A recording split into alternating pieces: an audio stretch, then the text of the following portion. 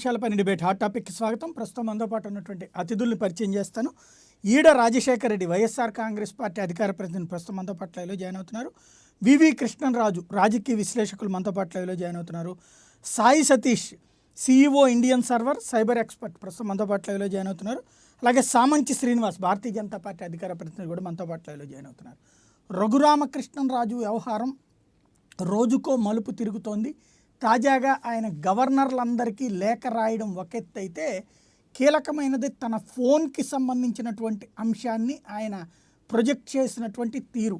ఆ ఫోన్ గురించి నిన్ననే సిఐడి ఒక స్టేట్మెంట్ ఇచ్చింది, మాకు ఎలాంటి సంబంధము లేదు, ఆయన చెప్పింది ఒకటి చెప్తోంది ఒకటి అన్నటువంటిది.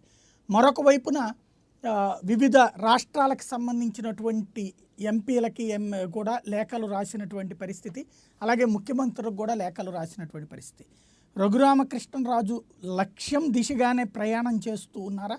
జగన్మోహన్ రెడ్డి దగ్గర కౌంటర్ ఉందా లేదా? ఇంకొకటి రెండు అంశాలు, ఒకటి ఆర్మీ హాస్పిటల్లో ఇటు పక్కన జేఈఓ ధర్మారెడ్డి ప్రస్తుతం ఈఓగా ఉన్నారు, తిరుమల తిరుపతి దేవస్థానం ఈఓ ధర్మారెడ్డి అమ్మిరెడ్డి కలిసి కుట్ర పన్నారన్నటువంటి అంశం మీద ధర్మారెడ్డి తాజాగా ఇచ్చినటువంటి వివరణ ఒక ఎత్తు, రెండో వైపున ఫోన్కి సంబంధించినటువంటి అంశం మరొక ఎత్తు.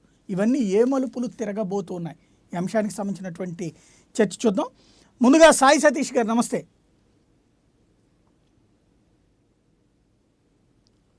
సాయి సతీష్ గారు, నా మాట వినబడుతోందా? వినిపిస్తుంది సార్.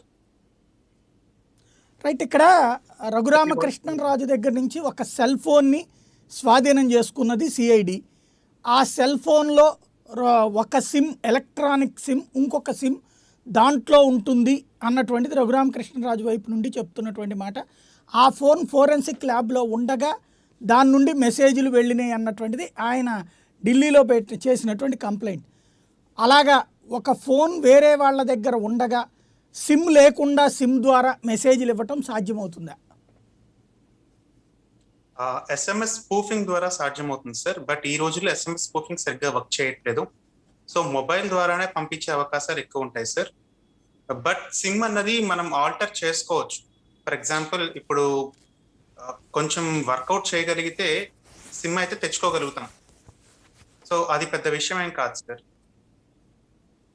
అంటే ఇక్కడ విషయంలో ఏంటంటే, ఇందులో క్రైమ్ లింక్డ్ అయ్యి ఉన్నటువంటి అంశం ఏంటంటే, ఫోను సిఐడి దగ్గర ఉంది, అయితే దాని పేరుతో ఉన్నటువంటి సిమ్ మాత్రం వేరేగా తీసేసుకున్నారు రఘురామకృష్ణరాజు గారు. కానీ తన ఏదైతే సిఐడి దగ్గర ఉన్నటువంటి ఫోన్ ద్వారా మెసేజ్లు వెళ్ళినాయి అని చెప్తున్నారు. అది ఎలా సాధ్యమవుతుంది? ఆ మొబైల్లో నుంచే వెళ్లాల్సిన అవసరం లేదు సార్. థర్డ్ పర్సన్స్ ఎవరైనా కూడా పంపించగలుగుతారు. ఎలా? ఆ మొబైల్లో నుంచి, అంటే సిఐడి దగ్గర ఉన్న మొబైల్లో నుంచే పంపించాల్సిన అవసరం లేదు.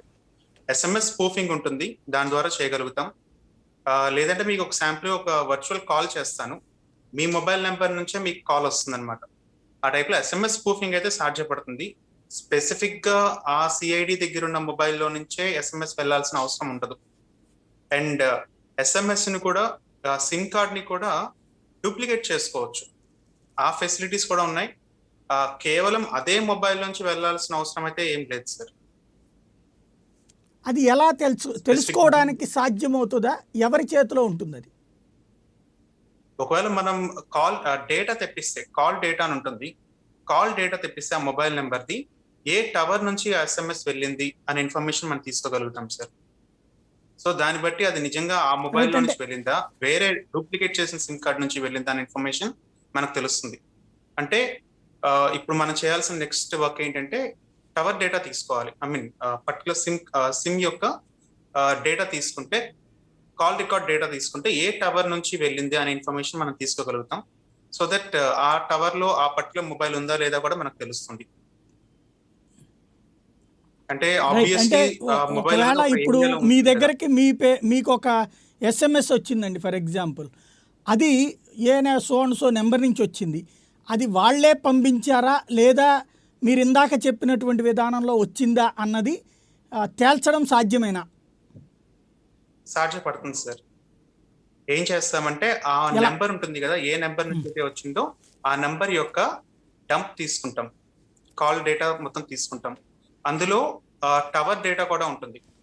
ఏ టవర్ కనెక్ట్ అయ్యామనే ఇన్ఫర్మేషన్ దాన్ని బేస్ చేసుకొని అది నిజంగా ఆ స్పెసిఫిక్ ఏరియాలో నుంచి వచ్చిందా లేదా అని మనం అనలైజ్ చేయొచ్చు సార్. అది కాల్ డేటా అంటే ఫర్ తీసుకుంటే మనకి ఎగ్జాంపుల్ ఇప్పుడు పివి రమేష్ గారు అనే మాజీ ఐఏఎస్ అధికారికి మెసేజ్లు వచ్చినాయండి. అది వచ్చింది రఘురామకృష్ణరాజు గారి సెల్ ఫోన్ నుండి అన్నటువంటిది. అయితే నా సెల్ ఫోన్ ఆల్రెడీ సిఐడి కస్టడీలో ఉందని ఆయన చెప్తూ ఉన్నారు. తర్వాత నేను వేరే సిమ్ తీసుకున్నామంటున్నారు. ఎందులో నుండి వచ్చిందన్నది ఇప్పుడు పివి రమేష్ గారు కంప్లైంట్ చేసి ఆ ఫోన్ ఇస్తే తెలుస్తుందా, లేదా ఎలా తెలుసుకోవడం సాధ్యమవుతుంది?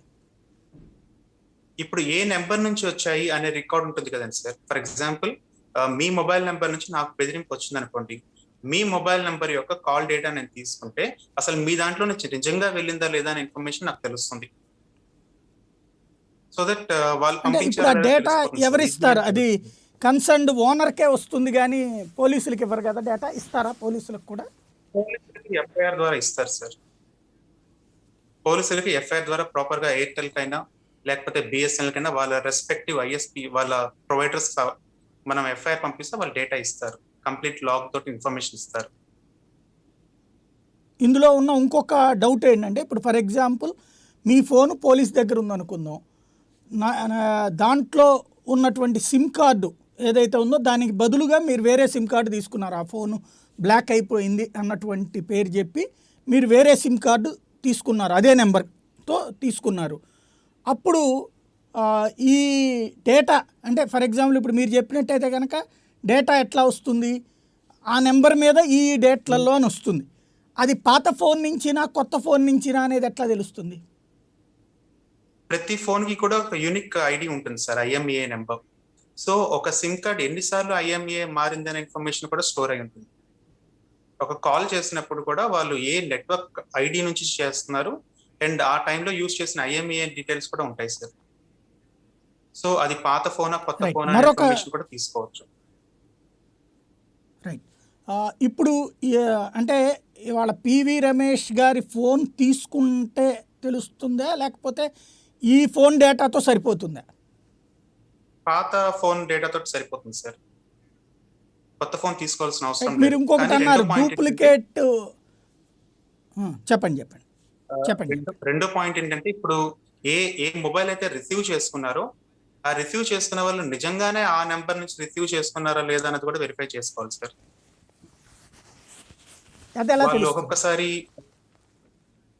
అదే సెంటర్ ఐడి చూడటము అండ్ ఒకసారి రిసీవ్ చేసుకున్నప్పుడు వీళ్ళ దగ్గర కూడా ఒక లాగ్ ఉంటుంది, రిసీవ్డ్ ఎస్ఎంఎస్ లాగ్ కూడా ఉంటుంది. అది కూడా నిజంగా ఏ స్పెసిఫిక్ నెంబర్ నుంచి వచ్చినది అన్నది ఈ service providers will provide the information sir. వాళ్ళ దగ్గర నుంచి కంప్లీట్ లాగ్ తీసుకోవాలి. రైట్. మరొకటి ఈ ఫోన్కి సంబంధించి అంటే సాధారణంగా మనం ఫోన్ పోతే దాని డూప్లికేట్ సిమ్ అడుగుతాం.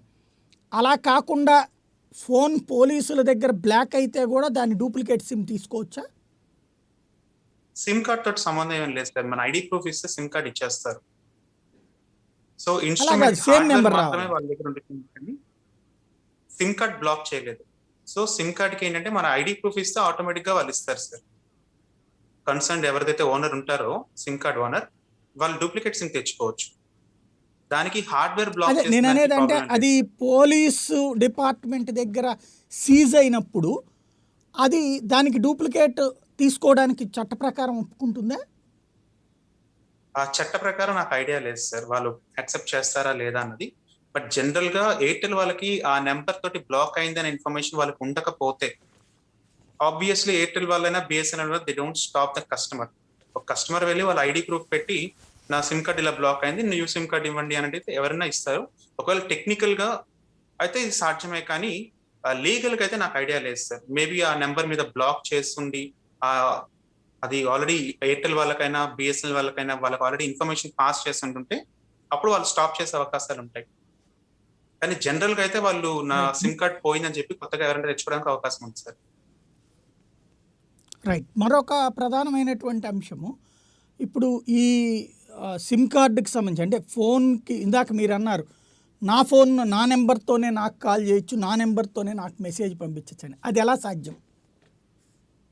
కొన్ని కాల్ స్పూఫింగ్ టెక్నిక్స్ ఉన్నాయి సార్. ఇప్పుడు కాల్స్ వరకు బాగా వర్క్ అవుతున్నాయి, కానీ ఎస్ఎంఎస్ రీసెంట్ గా స్టాప్ అయింది. ఎస్ఎంఎస్ అనేది చాలా వరకు స్టాప్ అయిపోయింది. సో జనరల్ గా ఎస్ఎంఎస్ చేశారంటే ఆబ్వియస్లీ సిమ్ ఉండాలి. కాల్స్ మాత్రం వితౌట్ ఎనీవన్ సిమ్ మనం స్పామ్ కాల్స్ చేసుకోవచ్చు, కాలర్ ఐడి మాస్క్ చేసుకుని మరి కూడా చేసుకోవచ్చు.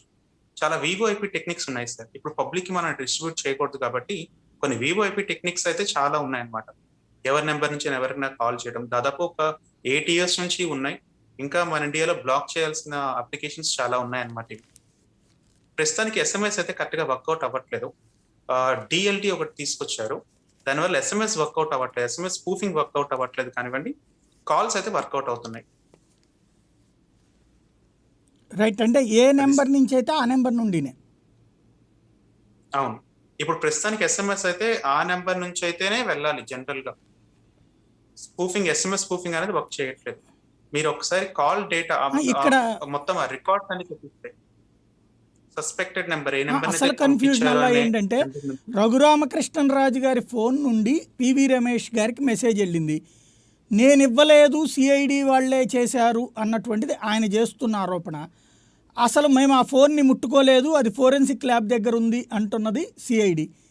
ఇది తేలాలంటే అసలు ఏం జరగాలి టెక్నికల్గా, ఎలా తేల్చొచ్చు?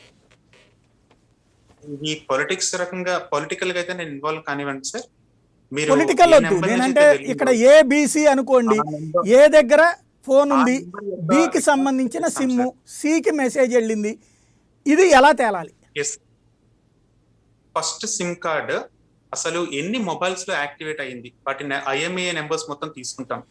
ఆ తర్వాత ఆ నెంబర్ నుంచి వెళ్ళే ఎస్ఎంఎస్ లిస్ట్ టవర్ డీటెయిల్స్ సహా తీసుకోగలిగితే మనకు డేటా వచ్చేస్తుంది సార్. ఏ టైంలో వెళ్ళింది, ఆ టైంకి ఏ టవర్ దగ్గర ఉంది, అండ్ అది నిజంగా ఈ మొబైల్ నెంబర్ నుంచి, ఈ మొబైల్ ఐఎంఏ నుంచే వెళ్ళిందా లేదా అనే ఇన్ఫర్మేషన్ కూడా రికార్డ్స్ తీసుకుంటే వచ్చేస్తుంది సార్. మొత్తం ఆ నెంబర్ యొక్క రికార్డ్స్ వీళ్ళు ఇస్తారు, మనం ప్రాపర్ ఎఫ్ఐఆర్ తోటి అప్లై.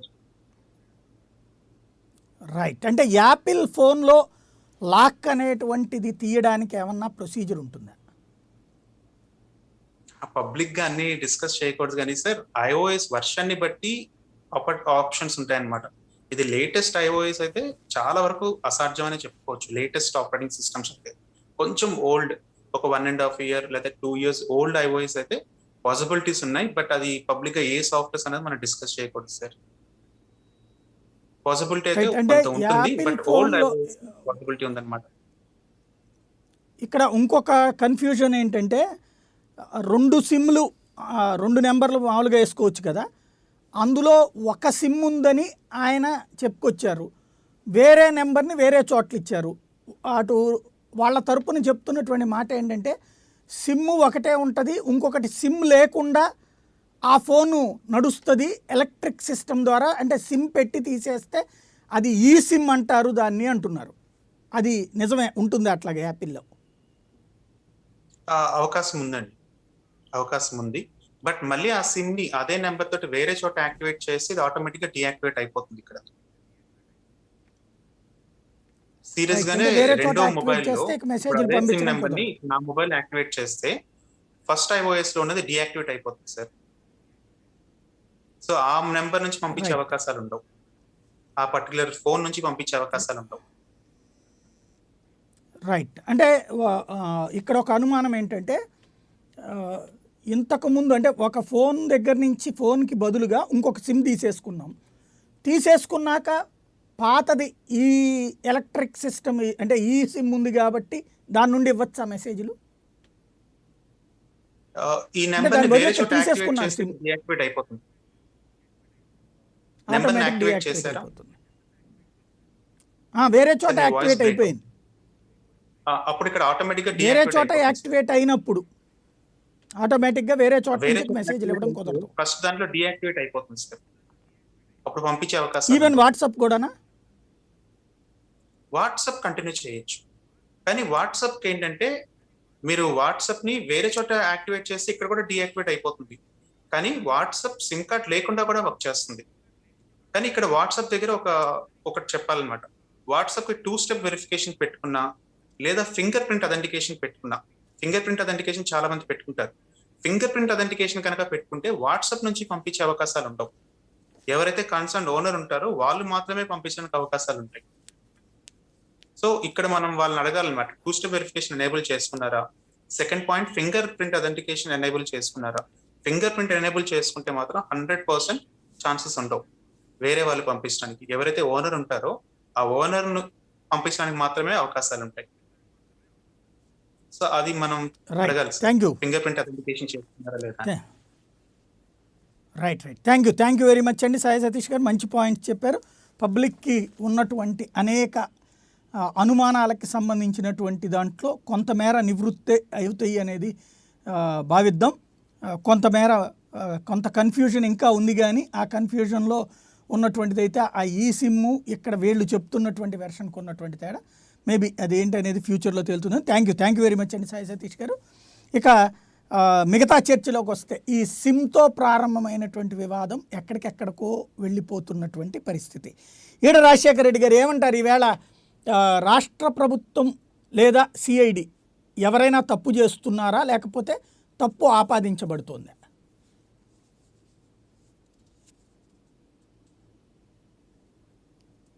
సాయి గారు, ఇక్కడ ప్రధానంగా దొంగకి చావు తెలివితేటలు ఎక్కువ అన్నట్టుగా వ్యవహారం జరుగుతూ ఉంది. ఆ విషయంలో రఘురామ యొక్క అతి తెలివితేటలు అనాలా, లేకపోతే తన వెనకాల ఉన్న ఈ క్షుద్ర శక్తులు అనాలో మనకి రాష్ట్ర ప్రజలకు ఒక క్లారిటీ అయితే ఉంది. ఏంది, దాదాపు 20-30 కేసులో స్టే తెచ్చుకున్న చంద్రబాబుకి తెలివితేటలు లేకపోతే తప్పించుకోవడం ఎలాగో బాగా ఆరితేరిన వ్యక్తి. సేమ్ ఇన్ఫర్మేషన్ ఏ రకంగా రఘురామ్కి వెళ్తుంది అనేది ప్రతి ఒక్కరికి అంత తెలియంది ఎవ్వరికి లేదు. అందరూ తెలుసు ఇతని వెనకాల ఎవరున్నారు, తను ఎందుకు సపోర్ట్ చేస్తున్నారు అనేది. అంటే గుడ్డిగా జగన్మోహన్ రెడ్డి గారికి వ్యతిరేకిస్తున్నాడు కాబట్టి దానికి మనం ఒక చెయ్యి అందిస్తే మన యొక్క లక్ష్యం నెరవేరుతుందని ఒక భావనలో ఉన్నట్టుగా కనిపిస్తోంది ఈ ఎల్లో బ్యాచ్ మొత్తం కూడా. దురదృష్టవశాత్తు ఏంటంటే అసలు ఇప్పుడు ఒక 13-14 నెలల కిందట ఏ రకంగా అయితే మన కరోనా వైరస్ ప్రపంచాన్ని వణికిస్తుందో, ఆ ఎల్లో వైరస్ రూపంలో ఈ రఘురామ్ అనే వ్యక్తికి తన వైరస్ ద్వారా తన ఎంపీ తన పరిధిలోని ప్రజలందరినీ విస్మరించి ఎంతసేపు తన లాబింగ్ కోసమో లేదా తన వ్యాపారాల కోసమో ఏ రకంగా వ్యవహరిస్తూ వచ్చాడు. ఒక్కరోజు కూడా ప్రజల గురించి గలమెత్తిన రోజు లేకుండా మనకు గమనించాం. సరే, మీరు ఇప్పుడు సిఐడి విషయానికి వస్తే ఆయన తెలివితేటలు ఏ రకంగా అమోఘం అంటే, ఒకటేమో మన సిఐడికి ఇచ్చిన నెంబర్ ఒకటేమో సమ్ 1111 ఏదో లాస్ట్లో వచ్చేటట్టుగా ఇచ్చారు. ఢిల్లీ పోలీసులకు వెళ్ళి ఇచ్చేసరికి ఏమో అదేదో 2222 అని ఏదో ఒక నెంబర్ ఇచ్చారు. అంటే ఎక్కడికక్కడ ఈ కేసుని డ్రాగ్ ఆన్ చేస్తే, ఎంత మ్యాక్సిమం డ్రాగ్ చేస్తే అంత పలసన పడుతుంది అనేది ఒక అపోహలో ఉన్నాడు. ఆయన ఎక్కడికి పోడు, ఖచ్చితంగా 100% దొరకాల్సిందే. ఎందుకంటే నేను ఇంకోటి కూడా హెచ్చరిస్తా ఉన్నాను ఆ పిచ్చి పుల్లయ్యకి. ఏంటంటే, మీరు కరెక్ట్గా 1/2 అవర్ నిలబడితే కాలు కమిలిపోతాయి, అరగంట కూర్చుంటే కాలు లావెక్కుతాయి, కరెక్ట్గా ప్లేట్ భోజనం చేయలేడు, కరెక్ట్గా 1 గంట మాట్లాడితే బీపీ పెరుగుతుంది. ఇన్ని అవలక్షణాలు లేకపోతే ఇన్ని హెల్త్ రీజన్స్ పెట్టుకున్నోడికి ఈ రకమైన ప్రజల బాగోగులు వదిలేసేసి ఈ రకంగా పనికిమాలిన విషయాల మీద కాన్సన్ట్రేట్ చేసి తను సాధిస్తుంది ఏంటో అనేది ఒక్కసారి తను గ్రహించుకుంటే మంచిదనేసి మేము హెచ్చరిస్తా ఉన్నాం. సరే, సిఐడి విషయానికి వచ్చేసరికి మీరు అన్నట్టుగా ఈరోజు పోలీస్ డిపార్ట్మెంట్ స్పష్టంగా చెప్తా ఉంది, మా దగ్గర ఉన్న నెంబర్ ఇది, ఆ రోజు మేము మెమో కూడా ఇష్యూ చేయడం జరిగింది ఈ నెంబర్ తోటి అనేది స్పష్టంగా. తర్వాత ఉన్న డేటా కూడా న్యాయస్థానాలకు ఎప్పటికప్పుడు అప్డేట్ చేస్తున్నాం అనేది క్లారిటీగా చెప్పారు. తనేం చేస్తున్నాడు, సరే తనకున్న పరిచయాలంటారా లేకపోతే షావు తెలివితేటలంటారా డిఫరెంట్ కేసు. సో మొత్తానికైతే పెట్టాబెడ ఒంటి మీద గొడ్లున్నా కూడా లేకుండా పలోమని పరిగెత్తాడు. ఒక దొంగ పరిగెత్తినట్టు పరిగెత్తాల్సినంత అవసరం ఏమొచ్చింది మీకు? కనీసం కమ్యూనికేట్ చేయాల్సిన అవసరం లేదు. నువ్వు నిజంగా ధైర్యంగా ఉన్న తప్పు చేయాలి అనుకున్నప్పుడు ఖచ్చితంగా హ్యాపీగా ఫార్మాలిటీస్ ఫాలో అవుతూ వెళ్ళిపోవచ్చు. ఉన్నటువంటి రాత్రి ఒక స్పెషల్ ఫ్లైట్ తీసుకొని వెళ్ళేసి అక్కడేదో హడావుడి చేస్తే ఢిల్లీలో ఎవ్వడు పట్టించుకున్నాడు ఉండడు సార్. అక్కడంతా నాకు తెలిసినంత ఇన్ఫర్మేషన్ సాయి గారు, మీకు కూడా దాదాపు చాలా అనుభవం ఉంది కాబట్టి ఢిల్లీలో కూడా ఆల్వేస్ నంబర్ గేమ్. ఈ ఒక్కని గురించి పట్టించుకున్నంత టైం ఉండదు. కాకపోతే ఏదో ఇక వెనకాల ఒక శక్తి, క్షుద్ర శక్తి అనేది ఒక నడుస్తుంది కాబట్టి తనకు లేతే పరిచయాల వల్ల మా డబ్బు వెదజల్లడం అవ్వచ్చు, ఏదవచ్చు, నలుగురు నాకు తెలుసనగానే దాని గురించి ఏదో ఈయన గురించి ఏదో తెగ పట్టేసుకున్నారంటే ఒక అపోహలో ఉన్నాడు. అంటే ఒక ఒక ఇల్యూషన్ లో ఉన్నాడు ఆయన. నాకు అందరూ తెలుసు ఢిల్లీలో, నాకు ఏ పనులు అవుతాయి అనేది ఒక ఉన్నాడు.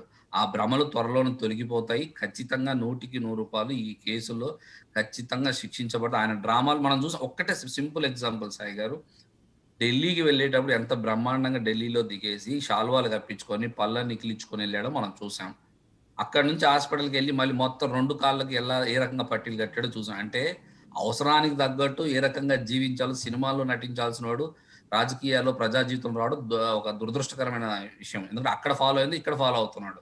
వెళ్ళేటప్పుడేమో ప్రశాంతంగా వెళ్తాడు, వచ్చేటప్పుడే మరి కాళ్ళ పట్టీలతోటి భుజాల మీద మీసాలు తొడలు కొట్టినోడు మరి ఈ రకంగా అటు ఇటు కానివాడిలాగా ఏ రకంగా వ్యవహరిస్తున్నాడో మనం చూస్తా ఉన్నాం. కాబట్టి తను ఇక్కడికే రాష్ట్ర ప్రభుత్వాన్ని గాని, రాష్ట్ర అంటే ప్రభుత్వం ఇక్కడ ఒక వ్యవస్థ పాయింట్ సీఏ ఏంటంటే వ్యక్తిగత సార్. దూషణలకు వెళ్తున్నారు కానీ మీరు కానీ మీ పార్టీ కానీ లేదా ప్రభుత్వం కానీ స్పష్టతతో కూడినటువంటి ఆన్సర్ ఎందుకు చేయలేకపోతున్నారు? ఇందులో స్పష్టత నేను చెప్పాను కదా సాయి గారు. ఇక్కడ మనకి వ్యక్తిగత దూషణతో నేను అనే అవసరం లేదు. పాయింట్ ఉన్న ఇక్కడ వాస్తవ మీది తప్పు ఆయనలా లేదు, చెప్పారు. జీజీహెచ్లో నివేదిక కరెక్ట్ సమానం అయితే ఇప్పుడు ఈ ఆయన పార్టీకి చేసింది ఛాలెంజ్ చేసి చెప్పారు. ఉండాలి, కోర్టులో ఛాలెంజ్ చేయలేదు. అట్లాగే ఫోన్ దాని మీదనైనా కేసు పెట్టి ఉండాలి, అది జరగట్లేదు.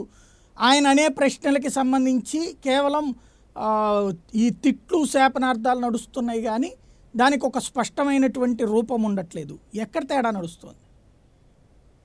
సార్ ఒకటి ఇక్కడ మేము తిట్టాల్సిన అవసరం లేదు. అతను ఈ రోజు మేము పట్టించాం. కాకపోతే అతను చెప్పినప్పుడు కొంతమంది నాయకులు ఖచ్చితంగా ప్రజల కోసం స్పందించాల్సిన అవసరం అయితే ఒక నాయకులుగా మాకు ఉంది. అంతేగాని ఇప్పుడు ఒక కుక్క మొరుగుతుంది కదా అనేసి దానితో వాడు మొరగడం మొదలెడితే మనకు ఉపయోగం ఉండదు.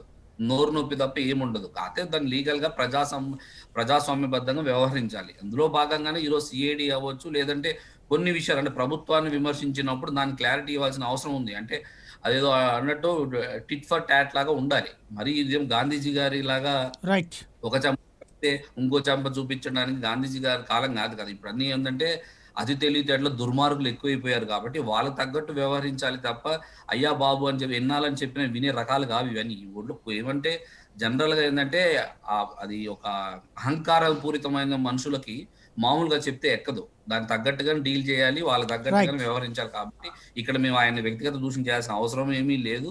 కాకపోతే ఏమంటున్నామంటే ఈ చావు తెలివితేటలేయో ఈ అతి తెలివితేటలేయో ప్రజలకు ఉపయోగించుంటే చాలా బ్రహ్మాండమైన సేవలు అంది ఉండేయని మేము చెప్తా ఉన్నాము. ఖచ్చితంగా ఈ కేసులో ఎలాంటి నాటకాలు రైట్. ఆడారు ఈ రోజు సుప్రీంకోర్టు స్వయంగా చెప్పింది కదండి. ఈ దెబ్బలు రైట్ సంబంధించిన రైట్ మళ్ళీ మీ ఆనవాళ్ళు దగ్గరకు పోలీసులు వస్తాను, ఎక్కడ ఒక్క నిమిషం. మిగతా వాళ్ళతో మాట్లాడి మళ్ళీ మీ దగ్గరకు వస్తాను ఆగు ఒకసారి అండి. వార్తలు ఇవన్నీ చెప్తా రాజశేఖర రెడ్డి ఉన్నారు. గారు. ఏజ్కి వెళ్ళేటప్పుడేమో ప్రశాంతంగా రైట్ వెళ్తారు, రైట్ వచ్చేటప్పుడేమో 2 పట్టీలు కట్టుకొని వస్తున్నారు. అంటే ఇవన్నీ మేము చూసిందే కదా, మీ విజువల్స్ లో మీరు చూపించిన వాటిలో సంగతి నేను చెప్తున్నాను. రైట్ రైట్ కాబట్టి సిఐడి కూడా పద్ధతిగా రైట్ వెళ్ళాలి తప్ప అతనిలాగా అంటే ఒక గాలిలాగా వెళ్ళకూడదు కదా. ఒక ప్రొసీజర్ అంటూ ఉంటుంది ప్రతి వ్యవస్థకి. ఆ ప్రొసీజర్ ని ఫాలో అవుతున్నారు అంతే. రైట్ రైట్ కృష్ణరాజు గారు ఏమనుకుంటున్నారు? ఇందులో ఎవరి తప్పు కనబడుతోంది? సాయి గారు గుడ్ మార్నింగ్ అండి అందరికి. ఈ ఈ మొత్తం ప్రహాసనంలో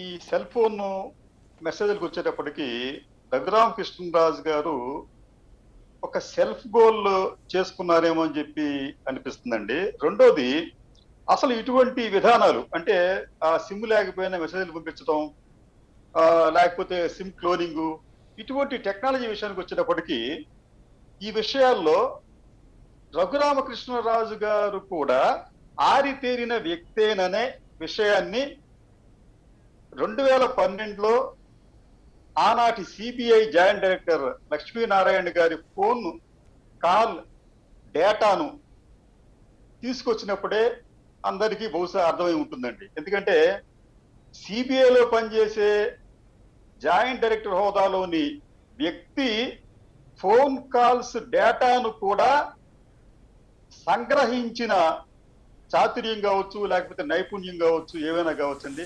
అటువంటి శక్తియుక్తులు అనేవి రఘురామకృష్ణరాజు గారికి ఉన్నాయని చెప్పి ఆ రోజుల్లో జేడి లక్ష్మీనారాయణ గారు ఆరోపించడమే కాకుండా ఒక కేసు కూడా ఫైల్ చేశారండి. అది సుప్రీంకోర్టు దాకా కూడా వెళ్ళింది. అది జేడి లక్ష్మీనారాయణ గారి కాల్ లిస్ట్ ని ఆయన హైదరాబాద్ లో పనిచేస్తూ ఉండంటే ఆయన కాల్ లిస్ట్ ని నాందేడ్ నుంచి ఆ కాల్ లిస్ట్ ని ఈ రఘురామకృష్ణరాజు గారు తన మనుషుల ద్వారా తెప్పించారని చెప్పనేది ఆనాటి అభియోగం. కాబట్టి ఏంటంటే ఈ విషయాల్లో ఆయనకు పూర్తిగా అవగాహన ఉందని చెప్పి చెప్పడానికి ఆ కేసు ఒక నిదర్శనం అండి. రెండోది, పివి రమేష్ గారు తర్వాత రఘురామకృష్ణరాజు గారు మధ్యన వీరు రఘురామకృష్ణరాజు గారి ఫోన్ నుంచి పివి రమేష్ గారికి మెసేజ్ వచ్చిందని చెప్పి అంటున్నారు. అయితే ఆ మెసేజ్ SMS వాట్సాప్ అనేది మనకు ఒక నిర్ధారణ కావాలండి. వాట్సాప్ మెసేజ్లు అయితే మాత్రం చాలా ఈజీగానే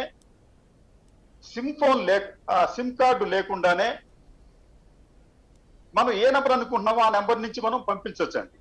ఆ నెంబర్కి ఆ నెంబర్ ఉంటుంది కానీ సిమ్ కార్డు దానికి లేకపోయినప్పుడు కూడా ఆ ఫోన్ లో పంపించవచ్చు అని చెప్పడానికి చాలా సింపుల్ గా ఉన్న టెక్నిక్ ఏంటంటే ఒక స్టెప్ బై స్టెప్ చిన్న చదువుతాం సార్, చూడండి మీకు అది. అంటే సిమ్ కార్డ్ లేకపోయినప్పుడు మెసేజ్ పంపించని చెప్పడానికి download and open WhatsApp on the phone without a SIM. అంటే సిమ్ కార్డు లేకపోయినప్పటికీ కూడా డివైస్ లో మనం వాట్సాప్ యాప్ ని మనం డౌన్లోడ్ చేసుకోమని చెప్తున్నారు. తర్వాత enter your other devices phone number, ఇతర నెంబర్ ఇవ్వమని చెప్పి అంటున్నాం కదండి. అంటే ఆయన ఇచ్చిన దాంట్లో 2 నెంబర్లు ఉన్నాయండి. ఇది మన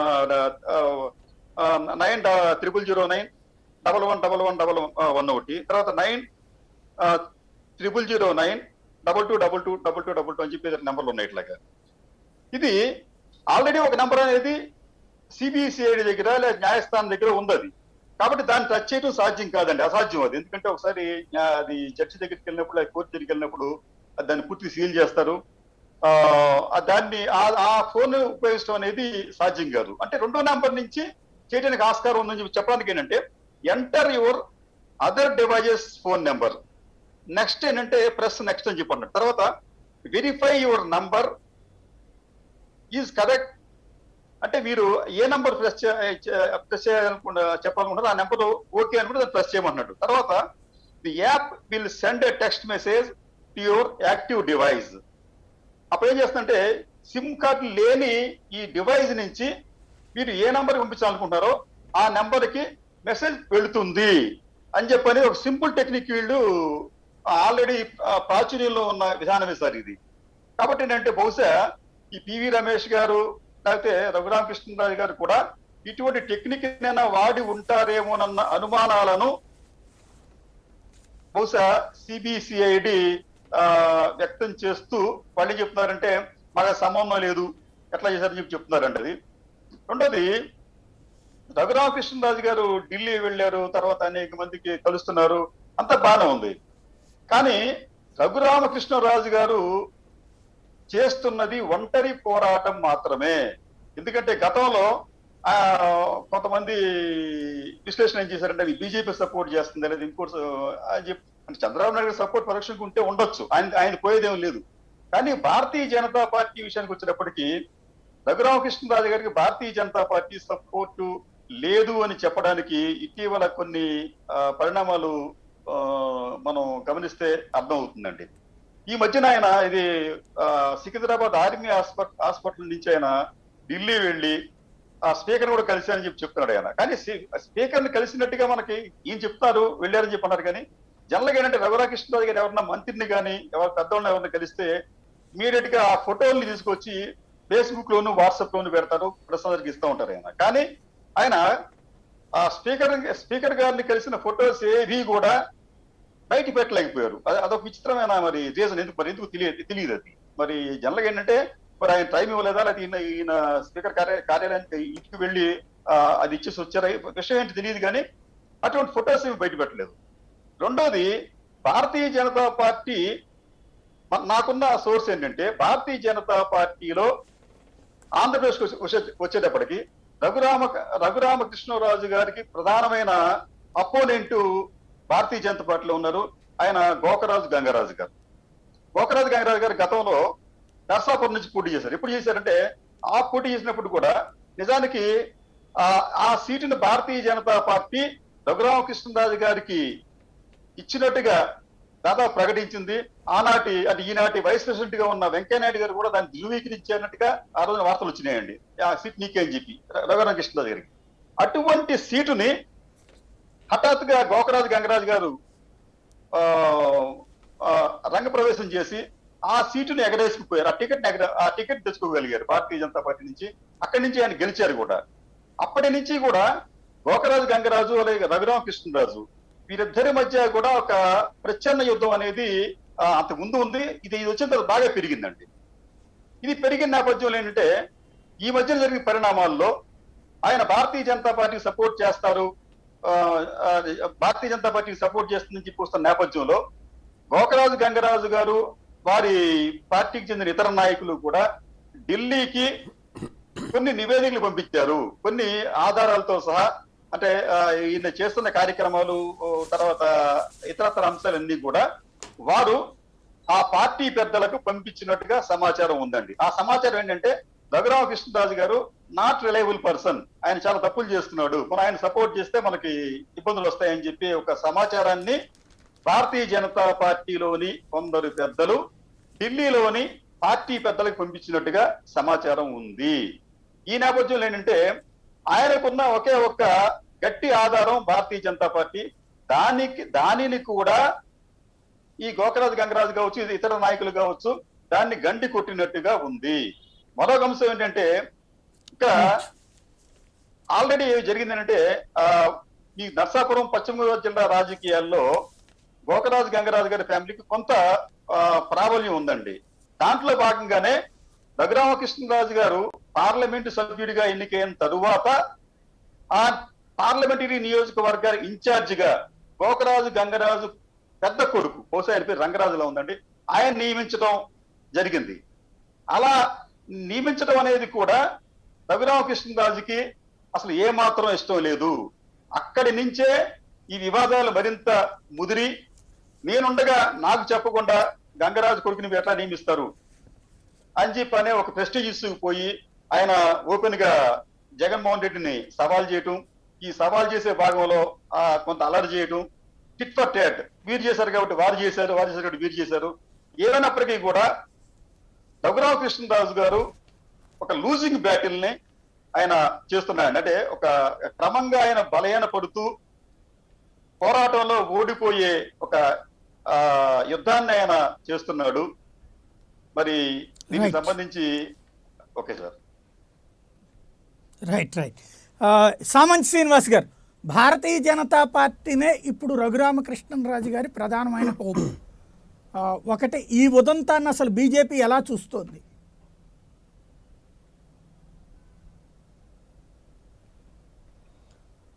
శుభోదయం సాయి గారు, ఇతర ప్యానెల్లో ఉన్న ఇతరులందరూ కూడా నమస్కారం. ఇవాళ రఘురామకృష్ణరాజు గారి యొక్క వ్యవహారంలో ఈ రాష్ట్ర ప్రభుత్వం యొక్క ఈ వేధింపులు ఏదైతే రాష్ట్ర ప్రభుత్వం చేస్తున్నటువంటి నిర్ణయాల పట్ల అతనికి ఇస్తున్నటువంటి అప్రాధాన్యతను, అంటే ప్రాధాన్యత కోల్పోతున్నటువంటి క్రమంలో తిరుగుబాటు జెండా ఎగరవేయడము, అదేవిధంగా ధిక్కార స్వరాన్ని వినిపించడం కూడా గత సంవత్సరం క్రితమే ప్రారంభమైంది. ఈ క్రమంలో రఘురామకృష్ణరాజు గారిని రెచ్చగొట్టే విధంగా వైసీపీ నేతలు వారి యొక్క సోషల్ మీడియా అనుచరు గణమంతా కూడా రెచ్చగొట్టేటువంటి వ్యాఖ్యలు చేయడము, ఇది చిలికి గాలివానలా మారి అది తీవ్ర స్థాయిలోకి వెళ్ళి ఇప్పుడు రాజద్రోహం అభియోగాలు మోపి ఎలాగైనా ఆయన్ని జైలుకు పంపించాలని కృత నిశ్చయంతో ఇక్కడ ఉన్నటువంటి అధికారాన్ని అంతా కూడా దుర్వినియోగం చేసేటువంటి క్రమంలో వైసీపీ చాలా తప్పులు చేసిందనే విషయం స్పష్టమవుతోంది. అదే క్రమంలో ఈరోజు రఘురామకృష్ణరాజు గారు తనకు ఉన్నటువంటి పరిచయాలను ఉపయోగించుకొని, అదేవిధంగా న్యాయ సలహాల ద్వారా వచ్చేటువంటి వెసులుబాటును, అంటే ఈ లీగల్ ప్రొసీజర్లో ఉన్నటువంటి అక్యూజ్డ్కు ఉన్నటువంటి ప్రొటెక్షన్ యొక్క వెసులుబాటును ఈరోజు పొందడం జరుగుతుంది. ఇదే క్రమంలో ఆయన తీసుకున్నటువంటి కొన్ని నిర్ణయాల కారణంగా కూడా అనేక వివాదాలకు తావిస్తోంది. ఈరోజు ఆయన వేధించేటువంటి క్రమంలో పోలీసు కస్టడీలో ఉన్నప్పుడు ఒక ముద్దాయి పట్ల వ్యవహరించవలసిన తీరులో వ్యవహరించలేదు అని చెప్పడానికి మన ముందు అనేక సాక్ష్యాలు కనిపిస్తున్నాయి. ఎందుకంటే ఆయన అరెస్టు కోసం పుట్టినరోజును ఎంచుకోవడము, అదేవిధంగా ఆయన్ని తరలించే క్రమంలో పోలీసు వారు వ్యవహరించినటువంటి తీరు, అక్కడ Vijayawada court 4th additional magistrate court ఇచ్చినటువంటి డైరెక్షన్స్ని పాటించకపోవడము, ఆ రకంగా మొదటి నుంచి అరెస్ట్ నుంచి ఇవాళ దాకా ఆయన సుప్రీంకోర్టుకి వెళ్ళి బెయిల్ తెచ్చుకునేదాకా వ్యవహారంలో పోలీసులు సిఐడి యొక్క పాత్రను పూర్తిగా ఆక్షేపణీయము, చాలా అభ్యంతరకరమైనటువంటి రీతిలో జరిగింది. ఈరోజు గాయాలైన ఆయన అక్కడ మెజిస్ట్రేట్ ముందు హాజరుపరిచినప్పుడు నన్ను గాయపరిచారు, పోలీసులు మ్యాన్ హ్యాండిల్ చేశారు, 3rd డిగ్రీ ప్రయోగించారని చెప్పినప్పుడు అక్కడ లోకల్గా ఉన్నటువంటి డాక్టర్స్ యొక్క బృందంలో ఏర్పాట్లు, తర్వాత తొలగింపుల వ్యవహారంలో జరిగినటువంటి పరిణామాలు కావచ్చు, అదేవిధంగా వాళ్ళు ఇచ్చిన రిపోర్టు, తర్వాత సైనిక ఆసుపత్రిలో ఇచ్చినటువంటి గాయాలైనట్టు ఇచ్చినట్టు ఇవన్నీ చూస్తుంటే కూడా రాష్ట్ర ప్రభుత్వం రఘురామకృష్ణరాజు యొక్క విషయంలో ఉద్దేశపూర్వకంగా పొలిటికల్ వెండట్టా కేసెస్ను రిజిస్టర్ చేస్తుందనే విషయం స్పష్టమవుతుంది. అదేవిధంగా ఈ కేసులో పోలీసులు వ్యవహరించాల్సిన విధంగా వ్యవహరించట్లేదు. ఎందుకంటే ఒక కేసు ప్రాపర్టీగా ఆ కేసులో విచారణకు, ఇన్వెస్టిగేషన్కు ఉపయుక్తంగా ఉన్నటువంటి వస్తువుల యొక్క సీజర్ యొక్క ప్రొసీజర్లో భాగంగా ఒకవేళ సెల్ ఫోన్ సీజర్ చేసి ఉంటే రఘురామకృష్ణరాజు గారు ఆ సెల్ ఫోన్ను తిరిగి పొందాలనుకున్నప్పుడు ఆ కేసు ప్రాపర్టీ యొక్క లిస్టు ప్రకారం సంబంధిత కోర్టులో రిటర్న్ ఆఫ్ ప్రాపర్టీ పిటిషన్ వేసుకొని ఆ ఫోన్ను, ఆ యొక్క ఫోన్ కావచ్చు, ఇతర వస్తువులు ఆ కేసుకు ఉపయుక్తంగా ఉన్నటువంటి మెటీరియల్ ఆబ్జెక్ట్స్ ఏదైనా కూడా రిటర్న్ ఆఫ్ ప్రాపర్టీ అనేటువంటి పిటిషన్ ద్వారా వేసి పొందేటువంటి అవకాశం ఉంటుంది. అదే క్రమంలో జ్యుడిషియల్ కస్టడీలో ఉన్నప్పుడు ముద్దాయి యొక్క రక్షణ ఎలా పోలీసుల బాధ్యత అవుతుందో, అదే సీజర్లో ఉన్నటువంటి ప్రాపర్టీ యొక్క ప్రొటెక్షన్ కూడా పోలీసుల యొక్క బాధ్యత. ఆ క్రమంలో ఒకసారి సీజ్ అయిన తర్వాత కేసు ప్రాపర్టీగా సీజ్ అయిన మొబైల్ ఫోన్ నుంచి సంక్షిప్త సందేశాలు కావచ్చు, వాట్సాప్ సందేశాలు కావచ్చు, మొబైల్ కాల్స్ కావచ్చు, ఎలా వెళ్తున్నాయనే క్రమంలో వివరణ ఇవ్వవలసినటువంటి బాధ్యత కూడా ఎవరైతే ఆ ఫోన్ సీజ్ చేశారో వాళ్ళ మీద ఆధారపడి ఉంటుంది. కాబట్టి ఈరోజు ఇంత లెంగ్తీ ఎపిసోడ్లో భారతీయ జనతా పార్టీ యొక్క పాత్ర ఉందని, లేక రఘురామకృష్ణరాజు గారు తీసుకునే నిర్ణయాలకు భారతీయ జనతా పార్టీకి సంబంధాన్ని అంటగట్టేటువంటి ప్రయత్నం పూర్తిగా ఊహాజనితము. భారతీయ జనతా పార్టీకి రఘురామకృష్ణరాజు గారు తీసుకునేటువంటి నిర్ణయాలకు ఏమాత్రం సంబంధం లేదు. ఎందుకంటే ఈరోజు ఒకటే ప్రశ్నిస్తున్న రాష్ట్ర ప్రభుత్వాన్ని, వైసీపీ నేతలను, ఈరోజు రాజద్రోహం చేశాడనేటువంటి నెపంతో ఉన్న మీరు మరి అంత పెద్ద తీవ్రమైన నేరం చేసిన వ్యక్తిని మీ పార్టీలో ఎంపీగా ఎందుకు కొనసాగిస్తున్నారు? క్రమశిక్షణ చర్యలు ఎందుకు తీసుకోలేదు? మొదటి నుంచి కూడా తీవ్రంగా ఆయన వ్యక్తిగతంగా దూషిస్తున్నారు. ఎంత స్థాయి కంటే అంత స్థాయికి మాట్లాడేటువంటి ఈ ప్రభుత్వ నేతలు, మంత్రులు, మరి పార్టీ ఒక సభ్యుడిగా కొనసాగేటువంటి వ్యక్తి ఆ పార్టీ ఎంపీగా కొనసాగే నైతిక అర్హత కోల్పోయాడని చెప్పి ఎందుకు క్రమశిక్షణ చర్యలు తీసుకోలేకపోతున్నారు? కాబట్టి బెదిరించి బెండ్ చేసి తమ దారికి ఇక్కడే ఒక చిన్న డౌట్ శ్రీనివాస్ గారు, పక్షాల మీద ధిక్కార స్వరం వినిపించే ఇక్కడే ఒక చిన్న డౌట్ ఏంటంటే, యాక్షన్ తీసుకోవాల్సింది స్పీకర్ గారు, ఆల్రెడీ కంప్లైంట్ కూడా ఇచ్చారు. యాక్షన్ మాత్రం స్పీకర్ గారు తీసుకోరు. ఆ స్పీకర్ గారు ఎవరి తరపున పనిచేస్తారనేది తెలుసు. ఎవరికి తప్పంటారు అక్కడ? కోర్టులకు, స్పీకర్లకు ఉద్దేశాలు ఆపాదించేటువంటి విచిత్రమైన రాజకీయ పరిస్థితి మన ఆంధ్రప్రదేశ్లో ఉంది. తమకు అనుకూలంగా కోర్టు మీరు చెప్పండి. పోనీ ఒక్క మాట సామంచి గారు, ఒక్క మాట సామంచి గారు, ఇక్కడ ఆపాదించేది ఎప్పుడు అంటే ఏమీ లేకుండా ఉంటే ఆపాదించడం అంటారు. శరద్ యాదవ్ అని ఆయన జేడీయూకి సంబంధించినటువంటి ఒక రాజ్యసభ సభ్యుడు. ఆయన మీద కంప్లైంట్ వస్తే వితిన్ 1 monthలో యాక్షన్ తీసుకున్నారు వెంకయ్యనాయుడు గారు. అప్పుడే చెప్పారు, పార్టీ ఫిరాయింపుల చట్టాన్ని కూడా మిస్యూజ్ చేసి కొంతమంది వ్యవహరిస్తుంటే అడ్డకోలుగా దాన్ని దుర్వినియోగం చేయకుండా ఉండాలంటే బాధ్యతాయుతంగా వ్యవహరించాలి, కాబట్టి నేను దీన్ని తీసుకున్నాను. ఇది ఒక ప్రిసీడియంగా రావాలి. భవిష్యత్తులో కూడా పార్టీల పరంగా విధేయత ఉండాలి, ప్రజల పట్ల బాధ్యతతో పాటు పార్టీ పట్ల విధేయత ఉండాలి ఆయన చెప్పారు. ఇక్కడ విధేయత ఏడాది నుండి లేకుండా ఉంది. ప్లస్ ఆ పార్టీతోనే లడాయి పడుతూ ఉంటే కంప్లైంట్ ఇస్తే కూడా చర్య తీసుకోకపోతే దాంట్లో ఆపాదించేదేంటి? ఇంకా ఇప్పుడు కంప్లైంట్ ఇవ్వడం మీ సొంత పార్టీ నేత పైన మీరు ఎందుకు బహిష్కరించలేరు? మీకు స్వేచ్ఛ ఉంది. మీ పార్టీ తరఫున అటాచ్డ్ సభ్యుడు అవుతాడు ఆయన. సస్పెండ్ చేస్తే ఏముంటదండి? అటాచ్డ్ సభ్యుడు అవుతారు. తర్వాత ఏదేమైనప్పటికీ అంటే రాజకీయ ప్రయోజనాలు శరద్ యాదవ్ విషయంలో మీరు సస్పెండ్ చేసుకోండి అని ఎందుకు చెప్పలేదు? శరద్ యాదవ్ విషయంలోనే సస్పెండ్ చేయకుండా డైరెక్ట్ గా పార్టీ రాజ్యసభ సభ్యత్వాన్ని తొలగిస్తారు. ఇక్కడికి వచ్చేటప్పటికి మాత్రం అట్లా కాకుండా ఉంటుందా? అంటే అక్కడ మీ ఎన్డీఏ భాగస్వామి పక్షాలకు ఒక న్యాయం, యూపీ మిత్ర పక్షాలకైతే వేరే న్యాయమా? ఇక్కడ స్పష్టమవుతుంది కదా. ఇప్పుడు నిజంగానే తొలగించేటువంటి అవకాశం ఉన్నప్పుడు తొలగించకుండా వేధిస్తున్నారంటే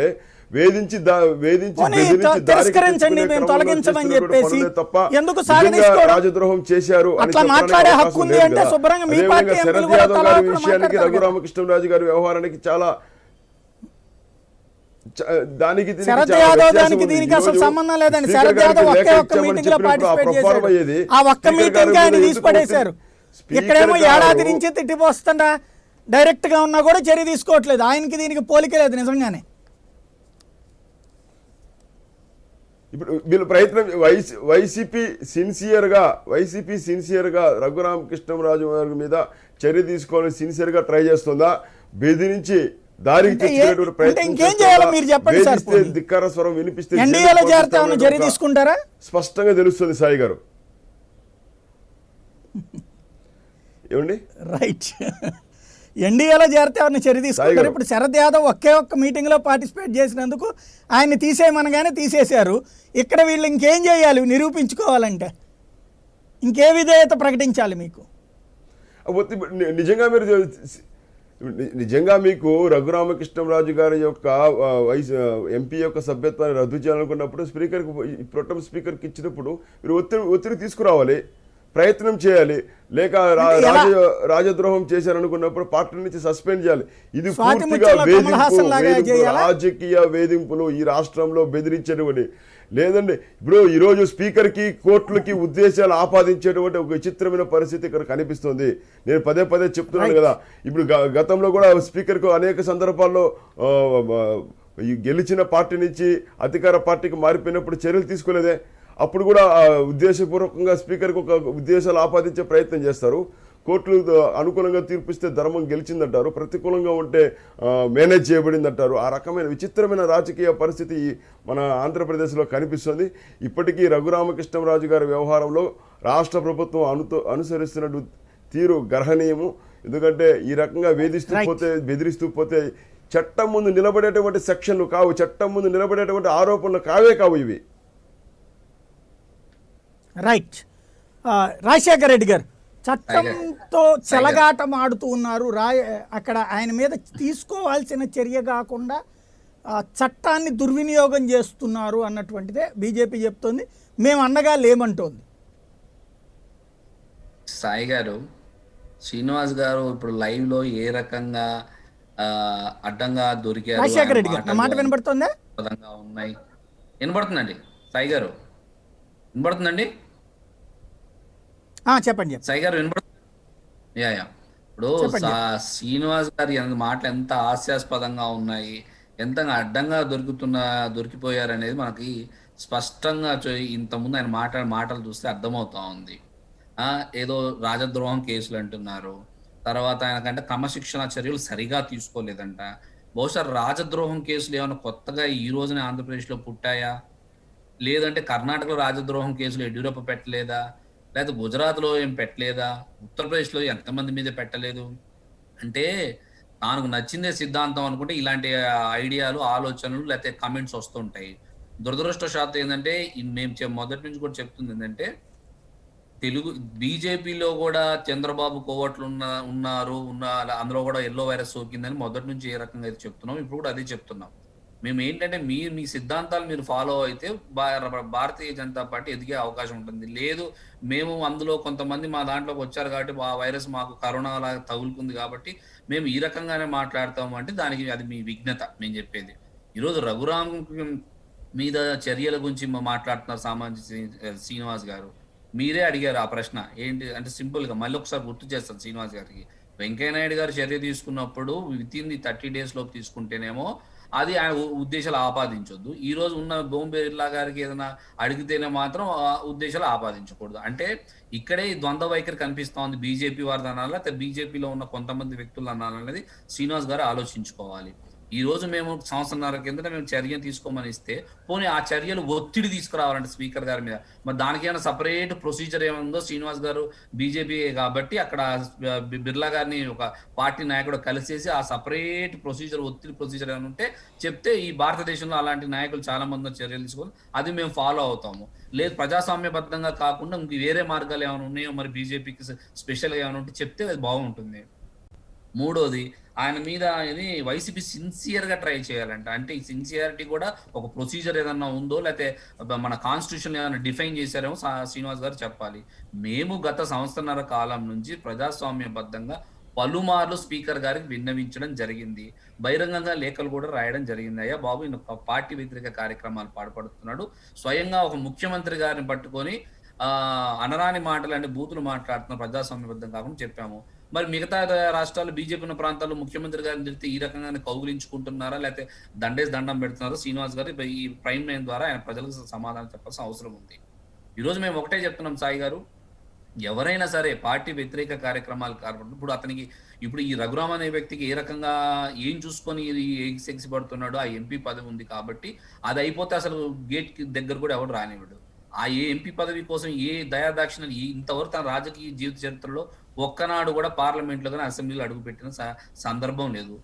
తన జీవితంలో ఒక అవకాశం జగన్మోహన్ రెడ్డి గారు కల్పించారు. ఆ విశ్వాసం కూడా కోల్పోయి ఈ రోజు అనరాని మాటలు ఎలా అంటున్నారో ఒక ముఖ్యమంత్రి గారిని పట్టుకొని మనం చూసాము. కాబట్టి అలాంటి వ్యక్తికి ఏ పదవిని చూసుకొని అయితే ప్రజలను వదిలేసేసి తన అహంభావము వ్యాపారాల కోసం ఉపయోగిస్తున్నారో ఆ పదవి పోగొట్టాలంటే బీజేపీ వారు ప్రధానంగా, అంటే భారతదేశంలో ఒక స్ట్రాంగ్ పార్టీగా ఉన్నట్టు బీజేపీ వాళ్ళు మీరు శరద్ యాదవ్ మీద ఏ రకంగా అయితే చర్యలు తీసుకున్నారో రఘురామ్ మీద ఎందుకు చర్యలు తీసుకోలేకపోతున్నారో ఇక్కడే దాని వేరియేషన్ అర్థమవుతుంది. కాబట్టి బీజేపీ కూడా ద్వంద్వ విధానం చంద్రబాబు గారు 2 కళ్ళ సిద్ధాంతాన్ని ఎంచుకుందా అనేది మాకు ఖచ్చితంగా కలిగే అనుమానం. ఈ రాష్ట్ర ప్రజలు కూడా అర్థమవుతా ఉంది ఇది ఏ రకంగా ద్వంద్వ విధానం ఫాలో అవుతున్నారు. రఘురామ్ విషయంలో మాత్రం కేసు పెట్టడంలో కానివ్వండి, పోలీసులు కానివ్వండి, ఆయన మీద ప్రతీకార కక్ష తీసుకోవాల్సింది కర్మ కానీ మన అవసరం కానీ ఈ రాష్ట్ర ప్రభుత్వానికి కానీ పోలీసు వ్యవస్థకు కానీ అవసరం లేదు. ఎందుకంటే ఈజ్ ఎంపీ. మాకున్న 22 మంది ఎంపీలో ఆయన ఒక ఎంపీ. ఆయన ఈ రోజు 14 నెలల నుంచి తన ప్రజలకు దూరంగా ఉండి కనీసం అక్కడ రేషన్ కార్డు అందుతుందా, లేదా అమ్మఒడి అందుతుందా, లేదా మురికాలలో ఏమైనా బాగు చేశామా లేదా, వాళ్ళకి వైద్యం ఎలా, ఇంత విపత్కర పరిస్థితుల్లో వైద్యం సరిగా అందుతుందా లేదా ప్రశ్నించిన వ్యక్తికి చంద్రబాబు నాయుడుతో మాట్లాడుకోవడానికో, లేకపోతే బీజేపీ వాళ్ళతో మాట్లాడుకోవడానికో, లేకపోతే ఆ మంచి లగ్జరీస్ లో ఉండడానికో, లేకపోతే జూముల్లో పదే వాగిందే వాగులాగా టైం దొరుకుతుంది. కానీ ప్రజలు పట్టించిన పరిస్థితి లేదు. కాబట్టి అతని మీద ముందుగా స్పీకర్ గారు చర్య తీసుకొని అతన్ని బహిష్కరిస్తే అప్పుడైనా దారికి వస్తాడు, లేకపోతే హెచ్చరించినా కూడా దారికి వస్తాడేమో. మా శ్రీనివాస్ గారు వాళ్ళ నాయకులతో మాట్లాడి ఇమీడియట్ గా ఆ చర్యలు చేపడితే మంచిది. మా ప్రయత్నం మాత్రం సాయి గారు అతన్ని బహిష్కరించేదాకా వదిలిపెట్టే ప్రయత్నం లేదు. అతని మీద చట్టపరంగా చర్యలు ఉంటాయి. అతని కోసం రఘురామ్ కోసం చట్టాన్ని దుర్వినియోగించిన కర్మ ఈ ప్రభుత్వానికి పట్టదు. జగన్మోహన్ రెడ్డి గారు ప్రజాస్వామ్యబద్ధంగా ఒక సుస్థిరమైన అభివృద్ధి ప్రదంలో ప్రయాణిస్తున్నారు. కాబట్టి రఘురామ్ కోసం ఏది ఏదో పనులు చేసిన అవసరం కానీ ఏది ఇప్పుడు కాదు భవిష్యత్తులో కూడా మాకు ఉండబోదు కూడా. రైట్. శ్రీనివాస్ గారు, సామంచి గారు. సాయి గారు, ఇంతసేపు ఆయన రాజశేఖర రెడ్డి గారు కానీ అనేక డిబేట్లలో వైసీపీ నేతలు చెప్పేటువంటి విషయాలు ఎక్కడ చూసినా కూడా జగన్మోహన్ రెడ్డి గారిని తిట్టారు, కులం పేరుతో ఉద్దేశంగా తిట్టారు. ఇలాంటి మాటలు చెబుతారే కానీ వీళ్ళు లెవెల్ చేసినటువంటి ఆరోపించినటువంటి సెక్షన్స్ కింద అట్రాక్ట్ అవుతుందా లేదా? ఆయన వ్యాఖ్యలు 153 రెచ్చగొట్టేటి వ్యాఖ్యలు, కులాలు సమూహాల మధ్య చిచ్చు పెట్టేటువంటి వ్యాఖ్యలు చేశారన్నారు. మరి నిజంగా ఆ రకమైన వ్యాఖ్యలు చేసేటువంటి ప్రతి వాళ్ళ మీద కేసులు పెట్టేటువంటి దమ్ము, ధైర్యం, నిజాయితీ ఈ రాష్ట్ర ప్రభుత్వానికి ఉంటే మొట్టమొదటగా పెట్టాల్సింది మీ మంత్రుల పేరు పెట్టాలి. మీ మంత్రులు వాడేటువంటి భాష ఈ భారతదేశంలో ఎవ్వరు కూడా ప్రజాప్రతినిధులు ఇంతవరకు వాడలేదు, వాడబోరు కూడా. అంత భయంకరమైన భాష, రెచ్చగొట్టేటువంటి భాష, హింసాత్మకమైన భాష, కించపరిచేటువంటి వ్యాఖ్యలు చేస్తూ బజారు భాష మాట్లాడేటువంటి నైజం వైసీపీ నేతలది. ఆ రకమైనటువంటి నైజాన్ని పుణికిపుచ్చుకున్నారు కాబట్టి ఇప్పటికీ వైసీపీ నాయకుడిగా కొనసాగుతున్నటువంటి రఘురామకృష్ణరాజు గారు మీదైనటువంటి వైసీపీ భాషను మాట్లాడారు.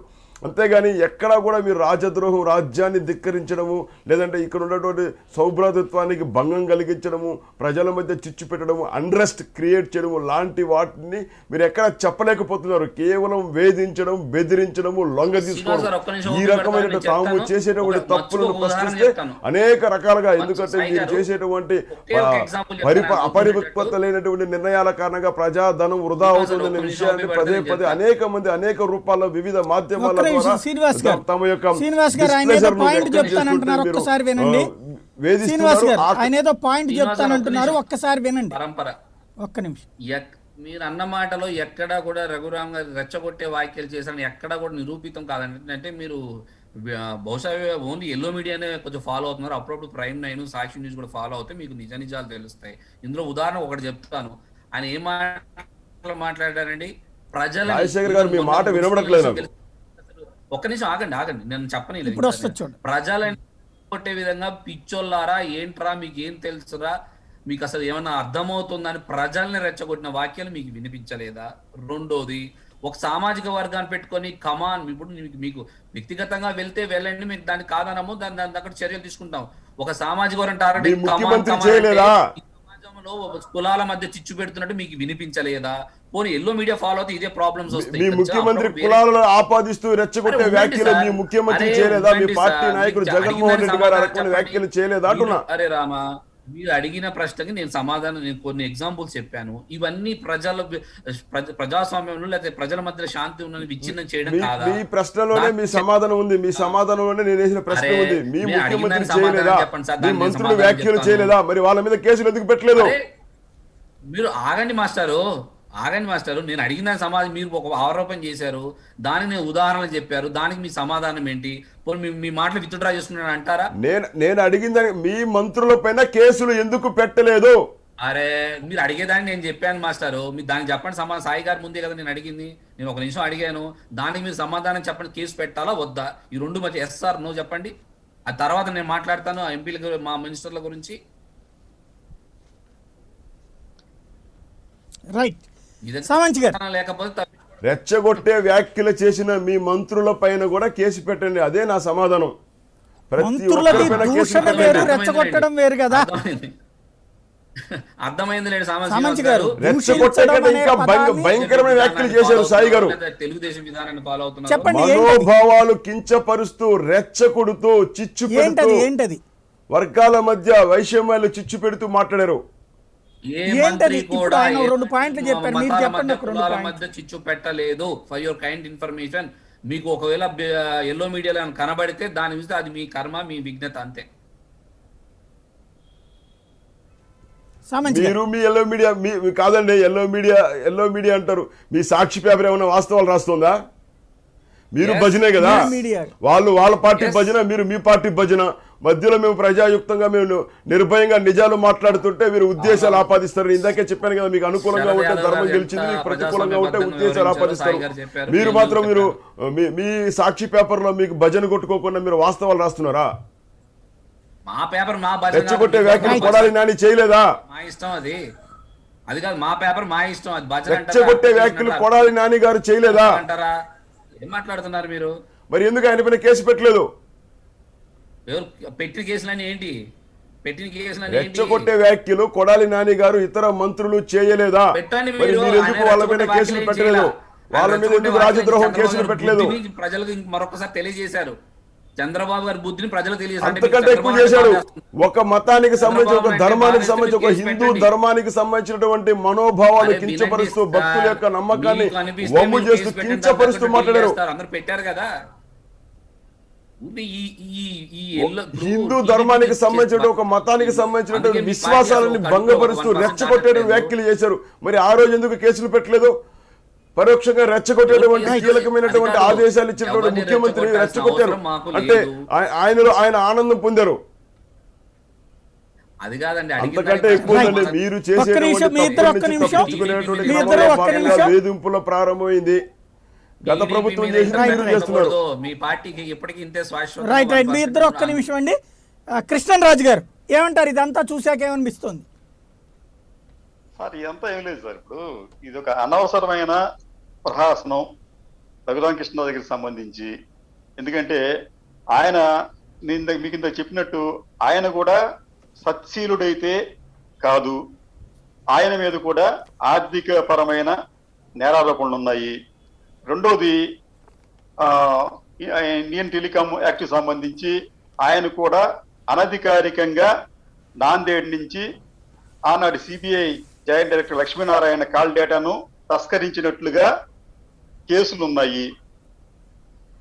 దీన్ని మనం ఒక పక్క ఉంటే, రెండోది వైసీపీకి సంబంధించి కూడా ఏంటంటే వైసీపీ వాళ్ళ సంగతి అందరికీ తెలిసిందే. అంటే వైసీపీ ఆ పార్టీ నాయకుడు మీకు 1994లో జగన్మోహన్ రెడ్డి గారికి ప్రకటించిన ఆస్తులు 10 lakhs అయితే ఆ తర్వాత ఇబ్బడి ముబ్బడిగా పెరిగినాయి. సహజంగా ఏంటంటే ఈ రాజకీయ పార్టీలన్నీ కూడా ఒకే తానులోని గుడ్డలు. ఇవన్నీ కూడా రాజకీయాల కోసం పరస్పరం ఆరోపణలు చేసుకుంటారు. రేపు రేపు అవసరం అయితే వాళ్ళంతా కలుసుకుంటారండి అక్కడ. కాబట్టి ఏంటంటే ఈ విషయాలకి రాజకీయ నాయకులు వారంతా వారు ఆలోచించుకొని ప్రజలకు మేలు చేయాలని ఒక సంకల్పంతో ముందుకెళ్తే దేశం బాగుపడుతుంది. కానీ ఈ రాజకీయ పార్టీలు ఎప్పుడు కూడా ముందు తమ స్వార్థం, తమ రాజకీయాలు, తమ ప్రయోజనాలు, తమ గెలుపు గురించి ఎక్కువ ప్రధానంగా ఆలోచిస్తాయండి. ఇక రఘురామకృష్ణరాజు గారికి వచ్చినప్పటికీ ఈ విషయం ఏంటంటే ఈ దీంట్లో రఘురామకృష్ణరాజు గారు చేసుకున్న స్వయంకృతాపరాధమే తప్ప ఆ పార్టీ పరంగా ఆయనకి ఎప్పుడు అన్యాయం చేసినట్టుగా అయితే లేదండి. కొన్ని సంఘటనలు మనం పరిశీలిస్తే ఇప్పుడు మీకు ఆయన ప్రధానమైన అభియోగం ఏంటంటే రఘురామకృష్ణరాజు గారికి నాకు ఇంటర్వ్యూ అని చెప్పి అన్నారు. ప్రధాని మోడీ గారు ఎంతమంది ఎంపీలకి లేదా ఎంతమంది మంత్రులకి ఇంటర్వ్యూ ఇస్తారండి? ఆయన సాధ్యం కాదు కదా. అట్లాగే జగన్మోహన్ రెడ్డి గారు కూడా కొన్ని కారణాలతో ఇవ్వకపోవచ్చు, కానీ అది ప్రధానమైన కారణం కాదు. రెండోది, ఏ పార్టీ అయినప్పటికీ కూడా ఆ పార్టీ తమ జిల్లాలో తమ నాయకత్వాన్ని కాపాడుకోవడం, దాన్ని బలోపేతం చేసే ప్రయత్నం చేస్తుంది. ఆ ప్రయత్నంలో భాగంగానే రఘురామకృష్ణరాజు గారి ఎంపీగా ఎన్నికైన తర్వాత ఆ నర్సాపురం పార్లమెంటరీ నియోజకవర్గంలో ఇన్ఛార్జిగా గోకరాజు రంగరాజుని నియమించడం అనేది పార్టీ నిర్ణయం. దానికి ఈయన అబ్జెక్షన్ పెట్టాల్సిన అవసరం లేదండి. కానీ అక్కడి నుంచి ఏంటంటే ఈయన దాన్ని ఒక ఇది నెగిటివ్ ఆస్పెక్ట్ గా తీసుకొని ఆయన జగన్మోహన్ రెడ్డి నాకు వెన్నుపూడుకోవడానికి ప్రయత్నిస్తున్నాడు, లేకపోతే నన్ను బలహీనపరుస్తూ ప్రయత్నిస్తున్నాడు అని చెప్పి ఆ రంగరాజు నియామకానికి వ్యతిరేకంగా ఈయన రగిలిపోతూ అదే విషయాన్ని బాహాటంగా కూడా వ్యక్తం చేస్తూ ఏం చేశారంటే పార్టీ అంతర్గత వ్యవహారాన్ని బయటికి తీసుకురావటం, పార్టీలో ఒకరికొకరికి కారణం అవటం అనేది జరిగింది. రఘురామకృష్ణరాజు గారు నేను చెప్తాను కదా మీకు, ఆయన ఏంటంటే ఆయన ఒక పోరాటం చేస్తున్నాడండి. అయితే ఆ పోరాట ఫలితాలు మాత్రం దేనికి ఉపయోగపడవు. ఆయన కొంతకాలం పోతే ఆయన ఆలోచించుకుంటే అసలు నేను ఎంత ఎందుకు చేస్తానని చెప్పి ఒక ఆలోచనలో పడతాడు ఆయన. ఆయనకి ఈ రోజు సపోర్ట్ చేసే వర్గాలు కూడా భారతీయ జనతా పార్టీ. మీరు ఒక్కటి మర్చిపోతున్నారు ఇక్కడ. ఆయన చెప్తున్న పాయింట్ ఏంటంటే ప్రజల కోసం, రాజ్యాంగాన్ని కాపాడటం కోసం, ఏది ఒక అరాచకపు పాలన నుండి ప్రజా విముక్తి కోసం, రాష్ట్రాన్ని కాపాడటం కోసం చేస్తున్నానని చెప్తున్నారు. అది అంత బోగస్ సార్. ఇప్పుడు జగన్మోహన్ రెడ్డి గారి గురించి బాగా తెలిసిన వ్యక్తుల్లో రఘురామకృష్ణరాజు ఒకరు. గతంలో ఆయన ఆ పార్టీలోకి వెళ్ళాడు, మళ్ళీ ఆయనతో విభేదించాడు, బయటకు వచ్చారు. జగన్మోహన్ రెడ్డిని భయంకరంగా ఆయన దూషించాడు. ఆయన తెలియదు ఆయనకి జగన్మోహన్ రెడ్డి వ్యక్తిత్వం గురించి. మీకు మనందరికన్నా కూడా రఘురామకృష్ణ బాగా తెలుసు. ఒకసారి ఆయనతో పాటు సైన్ చేశాడు, ఆయన బయటకు వచ్చాడు, మళ్ళీ అదే పార్టీలో జాయిన్ అయ్యాడు, ఆయన మళ్ళీ గెలిచాడు. తర్వాత ఈ ప్రజాస్వామ్యం గురించి వీళ్ళు రాజకీయ నాయకులు, ఇటువంటి రాజకీయ నాయకులు చెప్పడం హాస్యాస్పదం ఉంటుందండి. ఇప్పుడు 124A అనేది వాడు కొత్తగా వచ్చిందేం కాదు కదా. ఈయన మీద పెట్టేటప్పటికి ఈయన ఏం చేస్తున్నా అంటే ఈయన అందరికి లెక్కలు రాస్తున్నాడు దాన్ని తొలగించాలని చెప్పి. అది చట్టంలో ఒక భాగం అండి దాన్ని. అది ఇప్పుడు 124A సంబంధించి స్వాతంత్ర్యానంతరం అనేక ప్రభుత్వాలు వచ్చినాయి. జవహర్లాల్ నెహ్రూ లేకపోతే లాల్ బహదూర్ శాస్త్రి లాంటి ఒక ప్రజాస్వామ్య కాముకులు, ప్రేమికులు కూడా దాన్ని తీయలేకపోయారు. అంటే ఆ చట్టానికి అవసరం ఉంది, ఆ చట్టం అవసరం ఉందని చెప్పి భావన వాళ్ళలో ఉంది. దాన్ని మిస్యూజ్ చేస్తారంటే మిస్యూజ్ చేస్తారు. ఇప్పుడు మీకు ఎమర్జెన్సీ పీరియడ్ లో ఎమర్జెన్సీ సంబంధించి రాజ్యాంగంలో ఉన్న ప్రొవిజన్స్ ఆధారంగానే ఇందిరాగాంధీ గారు ఎమర్జెన్సీ పెట్టారు.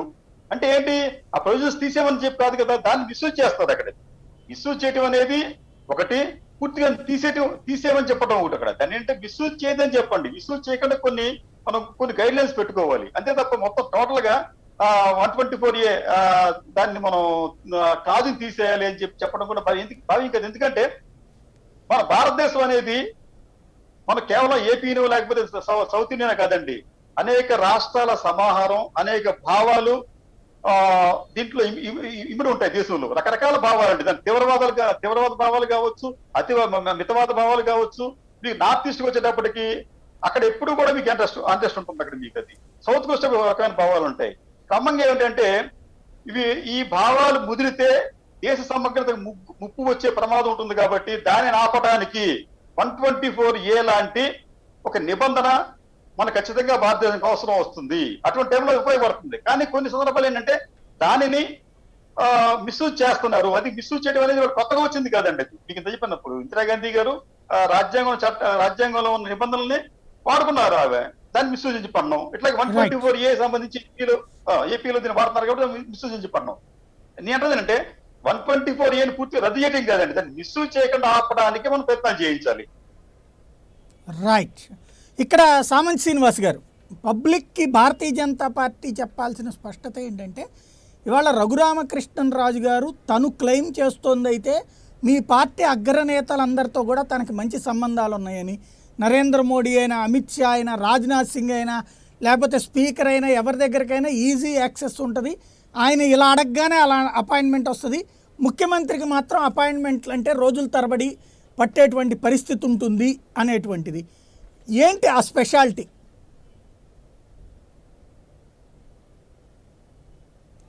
ఇప్పుడు ఎవరికి ఎలాంటి స్పెషాలిటీ ఉందో లేని స్పెషాలిటీలు వాళ్ళకు ఆపాదిస్తూ ఆయనకి స్పెషాలిటీ ఉందని చెప్పుకోవడం వాళ్ళు ఆపాదించట్లేదు, ఎవరు ఆయనే చెప్తున్నారు. ఎంపీగా ఎలక్ట్ మీ దగ్గర డైరెక్ట్ యాక్సెస్ ఉంది అనేటువంటిది మొన్న రాజ్నాథ్ సింగ్ ఎంపీగా ఇతర రాజకీయ పార్టీ నేతలతో సఖ్యతగా ఉండగలిగేటువంటి నేతలందరికీ కూడా పరిచయాలు ఏర్పడే అవకాశం ఉంటుంది. ఇప్పుడు ఒకసారి ఎంపీగా ఎన్నికైన తర్వాత ఢిల్లీలో ఉన్నప్పుడు ఇతర పార్టీల యొక్క ఎంపీలతో నేతలతో సంబంధ బాంధవ్యాలు ఉండడం అనేది చాలా సహజమైనటువంటి పని. ఇప్పుడు చాలామందికి చాలా రకమైన సహజమైనటువంటి అవకాశం ఉంటుంది. ఇప్పుడు మీరు చొరవ తీసుకునేటటువంటి ఆసరాగా చొరవ తీసుకునేటువంటి విధానం ఆధారంగా మీకు పరిచయాలు పెరుగుతాయి, ఫ్రెండ్షిప్ ఏర్పడుతుంది. ఆ కారణం చేత ఆయన అతీతుడని, చట్టానికి అతీతుడని, బలీయమైన వాడని చెప్పి ఊహించుకోవడము, లేక మీకు నచ్చలేదు కాబట్టి వేరే రకమైనటువంటి శక్తులు ఆపాదించడం కరెక్ట్ కాదు. ఈరోజు ఆంధ్రప్రదేశ్లో కానీ ఎక్కడైనా కానీ వైసీపీ నేతలు, ఇతర వైసీపీ నేతలు, మంత్రులు, ఎమ్మెల్యేలు ఏమి చేస్తున్నారో అదే పని రఘురామకృష్ణంరాజు గారు చేస్తున్నారు. అయితే రఘురామకృష్ణంరాజు గారు జగన్మోహన్ రెడ్డితో విభేదించారు. మిగతా వాళ్ళు చేసే పనికి రఘురామకృష్ణంరాజు గారు చేసే పనికి పెద్ద వ్యత్యాసంలో ఇక్కడ మంత్రులు, వైసీపీ నేతలు, ఎమ్మెల్యేలు, ఆ పార్టీ నేతలు చేసేటువంటి అన్ని పనులు అంతా కూడా ఒకే రకమైన పనులు. జగన్మోహన్ రెడ్డి గారిని విభేదించడం అనేటువంటి కారణంగానే రఘురామకృష్ణంరాజు గారు ఈరోజు దోషిగా ఉన్నారు. జగన్మోహన్ రెడ్డి గారికి అనుకూలంగా ఉంటూ ఇలాంటి అప్రజాస్వామిక పనులు చేసేటువంటి వాళ్ళు ఎంతోమంది ఉన్నారు. వాళ్ళపైన ఎలాంటి చర్యలు తీసుకోవడం లేదు. ఇది పూర్తిగా వైసీపీ ప్రభుత్వం యొక్క చేతగాని పొలిటికల్ వెండట, రాజకీయ ప్రతీకారమైనటువంటి చర్యలు తప్ప ఇంకొకటి కానే కాదు. ఈరోజు ఎన్నిక కాబట్టేటువంటి ఎంపీకి ఇతర పార్టీ నేతలతో పరిచయాలు ఉండడం అనేది చాలా సహజమైనటువంటి, దాన్ని ప్రత్యేకంగా చూడాల్సినటువంటి అవసరం లేదు. ఆ మాత్రం చేత రఘురామకృష్ణంరాజు ఒకవేళ నేరం చేసి ఉంటే, తప్పు చేసి ఉంటే వెనక్కు వేసుకురావాల్సిన అవసరము, గత్యంతరం భారతీయ జనతా పార్టీకి లేనేలేదు. రైట్. ఫైనల్గా మీరేమంటారు రాజశేఖర రెడ్డి గారు? ఇక్కడ ఒక విషయం గ్రహించాల్సిందంటే బీజేపీ వారు ప్రధానంగా ఇప్పుడు నాకు ఆల్ తెలుసు, మీరే ప్రస్తావించారు, రఘురామ్ లేచిన దగ్గర నుంచి నాకు ఆల్ తెలుసు, వీళ్ళు తెలుసు అని. చిత్రం ఏంటంటే మన సినిమాలో చెప్పినట్టుగా ఒక సినిమాలో బ్రహ్మ, అది మన తనికెల భరణి చెప్తా ఉంటాడు రాంగులో సినిమాలో, నేను టచ్ చేశాను, కొన్నిదల శివప్రసాద్ చిరంజీవి అయిపోయాడు, లేకపోతే నేను ఇంకొక ఆయన చేశాను, ఇంకొక ఆయన ఇది అయిపోయాడు. ఆ టైప్లో తనకు తాను ఎక్కువ ఊహించుకోవడానికి చెప్పడం వల్ల కొంతమంది బీజేపీ నాయకులు వాళ్ళ వల్ల పడ్డారు. ఇక ఇవి ఒక పిచ్చి ఆయన కేంద్రం ఇంకో పిచ్చోళ్ళు జత అయినట్టుగా ఎల్లో మీడియా బ్యాచ్ తయారైంది తప్ప ఇక్కడ తను ఏదో పెద్ద వీరుడు శూరుడు అని కానే కాదు. జగన్మోహన్ రెడ్డి గారిని వ్యతిరేకిస్తున్నారు కాబట్టి ఆ రోజుల్లో ప్రతిపక్షంలో ఉండగా మా ఎమ్మెల్యేని ఏ రకంగా అయితే కొనేసి ప్రజాస్వామ్యాన్ని బజారు పాలు చేశారో ఈ చంద్రబాబు గారు, లేకపోతే చంద్రబాబు కోవర్టులు, ఈ రోజు అధికార పక్షంలో ఉన్నప్పుడు కొంతమంది ఎంపీలకి ఎమ్మెల్యేకి వాళ్ళేయాలని చూసుకుంటున్నారు. అది జరగని పని కాబట్టి ఎవరో ఒకడు, మనిషి అన్న వీక్నెస్లు ఉంటాయి కాబట్టి ఆ విషయంలో ఒక రఘురాం పడిపోయాడు, దానికి ఆడింది ఆడ, పాడింది పాటగా చేస్తున్నాడు. ఇందాక కృష్ణంరాజు గారు చెప్పినట్టుగా ఫైనల్ గా ఏంటంటే కొన్ని రోజుల తర్వాత గడిచిన తర్వాత నేను ఏం చేశాను, అసలు నేను ఇంత ఎదో పని ఏ రకంగా చేశాను, ఇదా అని తన మీద తనే అసహ్యం తెచ్చుకునే రోజులు అతి తొందరలోనే ఉన్నాయి. ఎందుకంటున్నానంటే జగన్మోహన్ రెడ్డి గారు లాంటి ఒక చిత్తశుద్ధి, ఒక నిబద్ధత, ఒక ప్రజాస్వామ్యబద్ధంగా ఎన్నికైనటువంటి లేదు సార్. అంటే ఉన్నమాట మన నాయకుడి గురించినటువంటి పొగడ్తలు, అంటే మన నాయకుడిని మనం పొగుడుకోవాలి కానీ మరి జనం డిబేట్ లో అవసరం లేదు. సాయిగా ప్లీజ్ ఒక్క మాట, డిబేట్ లో అక్కర్లేదు, ఏంటంటే విడిగా చెప్పుకోవచ్చు కానీ డిబేట్ లో వదులుకొని సార్ ఒక్క మాట ప్లీజ్. రైట్. ప్రజల్ని మేము నాయకుడిని కాదనుకొని మీడియా ద్వారానో వెన్నుపోటు ద్వారా వచ్చిన నాయకుని నమ్ముకుంటే రాబోయే రోజుల్లో ఏ రకంగా ఉంటుందో, ఎన్టీ రామారావు గారి పట్టిన గతే రఘురామ్ ఇంతకన్నా ఎక్కువ పడుతుంది. ఇవ్వక జీవితంలో ఒక్కసారి సీట్ వచ్చింది, ఎంపీ అయ్యారు, దాన్ని వినియోగించుకోవడం తెలియక ఇక తన రాజకీయ భవిష్యత్తుని సమాధి చేసుకున్నాడు.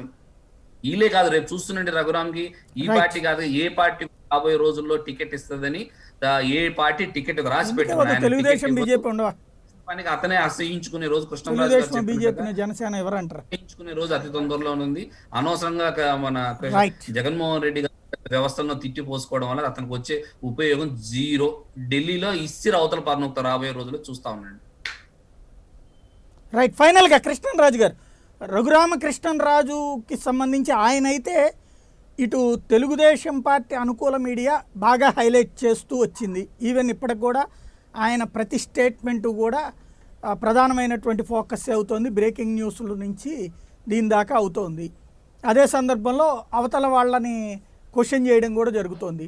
ఇంకోవైపున భారతీయ జనతా పార్టీలో ఉన్న అగ్రనేతలందరూ కూడా ఈవెన్ ముఖ్యమంత్రి అపాయింట్మెంట్ను కూడా రఘురామకృష్ణరాజే ఆపేశారు హోంమంత్రితో కలవకుండా అన్నటువంటిది ప్రొజెక్ట్ చేస్తున్నటువంటి పరిస్థితి. అప్పుడు ఏమవుతుంది ఫ్యూచర్? సార్ ఫ్యూచర్ అంటే ఇప్పుడు మీకు ఫస్ట్ మీడియాకి సంబంధించి మనం మాట్లాడితే మన భారతదేశంలో మీడియా తన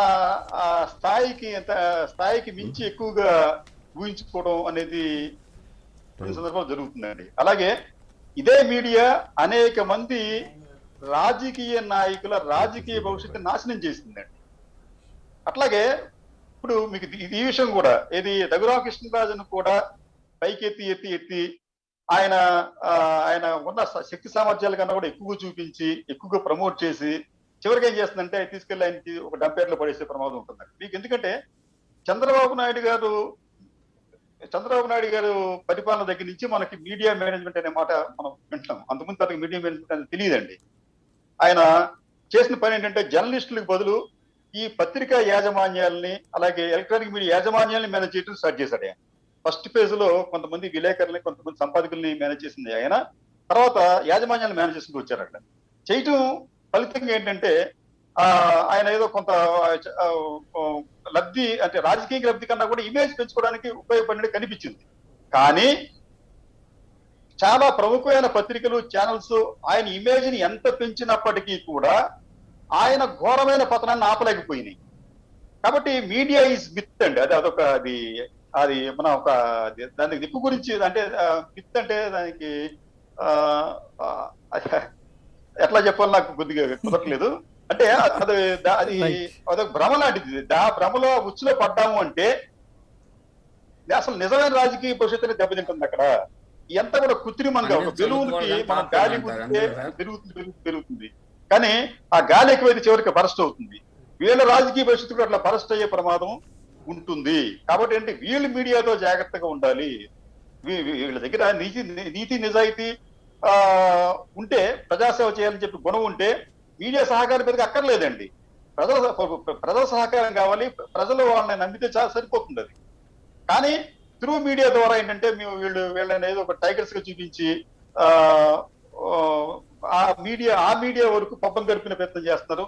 ఇవన్నీ కూడా అల్టిమేట్ గా ఏంటంటే ఆ రాజకీయ నాయకులకి నష్టమే కలిగిస్తాయి తప్ప లాభాన్ని పెద్దగా చేయు సాయి గారు. ఇంకా సెకండ్ది అడిగారు దగ్గర మీరేదో అంటే ఇప్పుడు భారతీయ జనతా పార్టీ అంటే రఘురామకృష్ణరాజుకి రాజకీయ భవిష్యత్తుకు పరంగా ఇప్పుడు ఇంత హైలైట్ అయినప్పుడు ఒక ప్రభుత్వాన్ని ధిక్కరించిన వ్యక్తిగా ఈవెన్ తెలుగుదేశం పార్టీ అనుకూల సోషల్ మీడియాలో అయితే ఒక రామావతారం అన్నది కూడా ప్రొజెక్ట్ చేస్తున్నారు ఆయన్ని. ఆ స్థాయిలోకి వెళ్ళినప్పుడు నెక్స్ట్ ట్రిప్ వాళ్ళు టికెట్ ఇస్తే ఆ ప్రాంతంలో గెలవకుండా ఉంటారా? అది తెలుగుదేశం లేకపోతే భారతీయ జనతా పార్టీ? ఎందుకంటే భారతీయ జనతా పార్టీ అగ్రనేతలతో కూడా కాంటాక్ట్స్ బలంగానే ఉన్నాయని కదా ప్రొజెక్ట్ అవుతోంది. అదే సార్. ఇప్పుడు సాయి గారు మీకు కోస్తా ఆంధ్ర రాజకీయాలు మీకు కొట్టిన పిండండి. మీకు ఏ జిల్లాలో ఏం జరుగుతుంది మీకు పూర్తిగా తెలుసు. పశ్చిమ గోదావరి జిల్లాలో భారతీయ జనతా పార్టీకి కొద్దో గొప్ప బలం ఎవరంటే ఆ గోకరాజు గంగరాజు ఆయన కుటుంబ సభ్యులు అనుకుందాం మనం. వారిని కాదని చెప్పి భారతీయ జనతా పార్టీ ఈయనకి టికెట్ ఇవ్వడం అనేది సాధ్యం కాదు. రఘురామకృష్ణరాజుని ఎంకరేజ్ చేయడం కూడా సాధ్యం కాదు. ఎందుకంటే మీకు రఘురామకృష్ణరాజు కావాలా, గోకరాజు గంగరాజు కావాలా అని చెప్పి భారతీయ జనతా పార్టీ బేరీజు వేసుకుంటే వారికి కావాల్సింది గోకరాజు గంగరాజు. ఎందుకంటే గోకరాజు గంగరాజు భారతీయ జనతా పార్టీకి చెందిన అనుబంధ సంస్థలకి అనేక సందర్భాల్లో పెద్ద మొత్తంలో ఆయన విరాళాలు ఇచ్చారు. వాటికి ఆయన వెన్నుదన్నుగా ఉండేవాడండి ఆయన. అట్లాగే జాతీయ నాయకులతో ఆయనకి సత్సంబంధాలు ఉన్నాయి. ఈ సత్సంబంధాలతోనే ఆయన బీసీసీఐలో ఒక కీలకమైన స్థాయి కూడా ఆయన ఎదగలిగారు. చాలా ఈజీగా నర్సాపురంలో టికెట్ తెచ్చుకోగలిగారు. ఇది అప్పట్లో రఘురామరాజు గారికి ఇవ్వాల్సిన టికెట్ ని గోకరాజు గంగరాజు తెచ్చుకోగలిగారండి ఆయన. ఈ నేపథ్యంలో ఏంటంటే భారతీయ జనతా పార్టీ గోకరాజు గంగరాజుని కాదని చెప్పి పశ్చిమ గోదావరి జిల్లాలో రఘురామకృష్ణరాజుని ఎటువంటి సందర్భంలోనూ దేనికైనా కానీ వాళ్ళు ఎంకరేజ్ చేయరండి. కాబట్టి ఏంటంటే భారతీయ జనతా పార్టీ అంటే ఇప్పుడు గోకరాజు గంగరాజు సైడ్ అయిపోయారు, వాళ్ళ తమ్ముడు ఆల్రెడీ వైసీపీలో చేరిపోయారు, అప్పుడు బీజేపీకి ఖాళీ ఉంటుంది. రెండవది తెలుగుదేశం పార్టీ ఆల్రెడీ భారతీయ జనతా పార్టీకి జాతీయ స్థాయిలో మద్దతు కూడా ప్రకటించున్నది. ఇప్పుడు మొన్న మహానాడు వేదికగానే ఈవెన్ రేపు 2023లో తెలంగాణ ఎన్నికల్లో ఆ పార్టీ మద్దతు ఇస్తామనేది దానికోసమే అడుగుతుంది మమ్మల్ని అన్నటువంటి ఫీలింగ్తోనే ఉంది. అలాంటప్పుడు సమీకరణాల అంచనాతోనే ఇదంతా జరగట్లేదంట. లేదు సార్, సాయి గారు జరిగిందంటే ఇక్కడ ఒకటి ఫస్ట్ థింగ్ ఏంటంటే గోకరాజు గంగరాజు సోదరుడే కాదండి, గోకరాజు గంగరాజు పెద్ద కొడుకు కూడా వైసీపీలో జాయిన్ అయ్యాడు. పెద్ద సమస్యలు అక్కడ ఏంటంటే గోకరాజు గంగరాజు పెద్ద కొడుకు వైసీపీలో జాయిన్ అయిన తర్వాత ఆయనకు నర్సాపురం పార్లమెంటరీ నియోజకవర్గ ఇన్ఛార్జ్ ఇచ్చారు ఆయన. ఆ ఇచ్చిన దగ్గర నుంచే రఘురామకృష్ణరాజు ఒక రకమైన పోరాటానికి సిద్ధమయ్యాడు ఆయన. అంటే అప్పటిదాకా పార్టీ మీద ఆయన పెద్దగా ఏమి వ్యతిరేకత లేడండి ఆయన. ఎప్పుడు గోకరాజు గంగరాజు కొడుకు తీసుకొచ్చి ఆ పార్టీ బాధ్యతలు అప్పచెప్పారో అప్పటి నుంచి రఘురామరాజు రగలడం మొదలు పెట్టాడండి. రెండోది మన గోకరాజు గంగరాజు మీరు ఎంతగా అన్నారు కదా, ఆయన పార్టీ పరంగా పెద్దగా యాక్టివ్ లేదని చెప్పారు. అది వాస్తవం కాదు. మొన్న ఎలక్షన్స్ లో భారతీయ జనతా పార్టీ టికెట్ ఆయనకి ఇస్తామని తీసుకోలేదు ఆయన. ఎందుకంటే మనకి ఈ వైసీపీ ప్రపంచంలో గెలవడం కష్టం అని చెప్పి ఆయన టాక్టికల్ గా సైలెంట్ గా ఉన్నాడండి ఆయన. రేపు మళ్ళీ పరిస్థితులు మెరుగయ్యి గెలిచే అవకాశం ఉందంటే మళ్ళీ నాకే టికెట్ కావాలని చెప్పి ఆయన మళ్ళీ ఖచ్చితంగా క్లెయిమ్ చేస్తాడు. పార్టీ కూడా ఇస్తుంది ఆయనకి అది. రైట్. సామంచి గారు, ఓవరాల్గా అయితే భారతీయ జనతా పార్టీ అసలు అంచనా ఏంటి? రఘురామకృష్ణరాజు సరే ఆయన్ని వేధించింది కాబట్టి మీరు పరోక్షంగా మద్దతు ఇస్తున్నారు. ఆయనకి జాతీయ స్థాయి నాయకుల్లో అంటే డైరెక్ట్గా ఒక సామంచి శ్రీనివాస్ నాకు తెలిసి మీరు విద్యార్థి దశ నుంచి దాంట్లోనే ఉన్నారు. అదే సందర్భంలో మీ సోమవీర్రాజు గారి నుంచి మీరు అందరు ఉన్నారు. మీకు మాత్రం యాక్సెస్ కావాలంటే చాలా కష్టం అవుతుంది, కానీ ఆయన సరదాగా వెళ్ళి రాగలుగుతారు. మీరు అన్నట్టు స్నేహాలు మీ పార్టీ వాళ్ళకి కూడా ఉంటాయి. జీవీఎల్ నరసింహారావు గారి దగ్గర నుండి మీ హైదరాబాద్లో ఉన్నటువంటి నాయకులు, అదే ఢిల్లీలో ఉన్న నాయకులందరికి కూడా. కానీ మీ వాళ్ళకి రానంత ఎక్కువ అవకాశాలు రఘురామకృష్ణరాజు గారికి వస్తుంది. సరదాగా ఫోన్లో మాట్లాడగలరు. మీ మంత్రులందరూ ఆయన పిలిస్తే వచ్చి పార్టీలో కూర్చుంటారు. మీ ఎంపీలందరూ కూడా ఆయన పిలిస్తే మీటింగులకు వచ్చి కూర్చుంటారు. అంత స్థాయి పలుకుబడి ఉన్నప్పుడు ఆ కారణంగా ఏమన్నారా భవిష్యత్తులో మీ షెల్టర్ ఉంటుందా, లేదంటే ఇప్పుడు మీరు ఆయనకి వెనక నుండి నడిపించట్లేదా?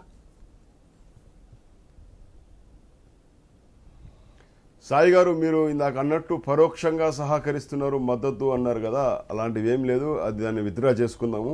ఇంకోటి ఏంటంటే నేను ఇందాకే చెప్పాను, ఎన్నికైన తర్వాత సంబంధ బాంధవ్యాలు నెరపడం అనేది వాళ్ళ యొక్క నెరిపేటువంటి విధానం మీద ఇతర పార్టీ నేతలతో కూడా సంబంధ బాంధవ్యాలు పరిచయాలు పెంచుకోవడం అనేది అది పెద్ద విషయం కాదు. ఆ కారణం చేత ఆయన బలీయమైన వ్యక్తి, అతీతమైన శక్తి అని గొప్పవాడని ఇంకేదో అనుకోవడం కూడా తప్పు. పైగా ఇప్పుడు ఆయనకు వ్యవహారానికి అది వైసీపీలో జరిగేటువంటి అంతర్గత వ్యవహారం. రఘురామకృష్ణరాజు ఈ రోజుకి కూడా వైసీపీ నేత, వైసీపీ ఎంపీ, కేసులు పెట్టింది వైసీపీ ప్రభుత్వం, విభేదించింది వైసీపీ ముఖ్యమంత్రి జగన్మోహన్ రెడ్డితో, ఆయన తిట్టి దూషించేది వైసీపీ నేతలు.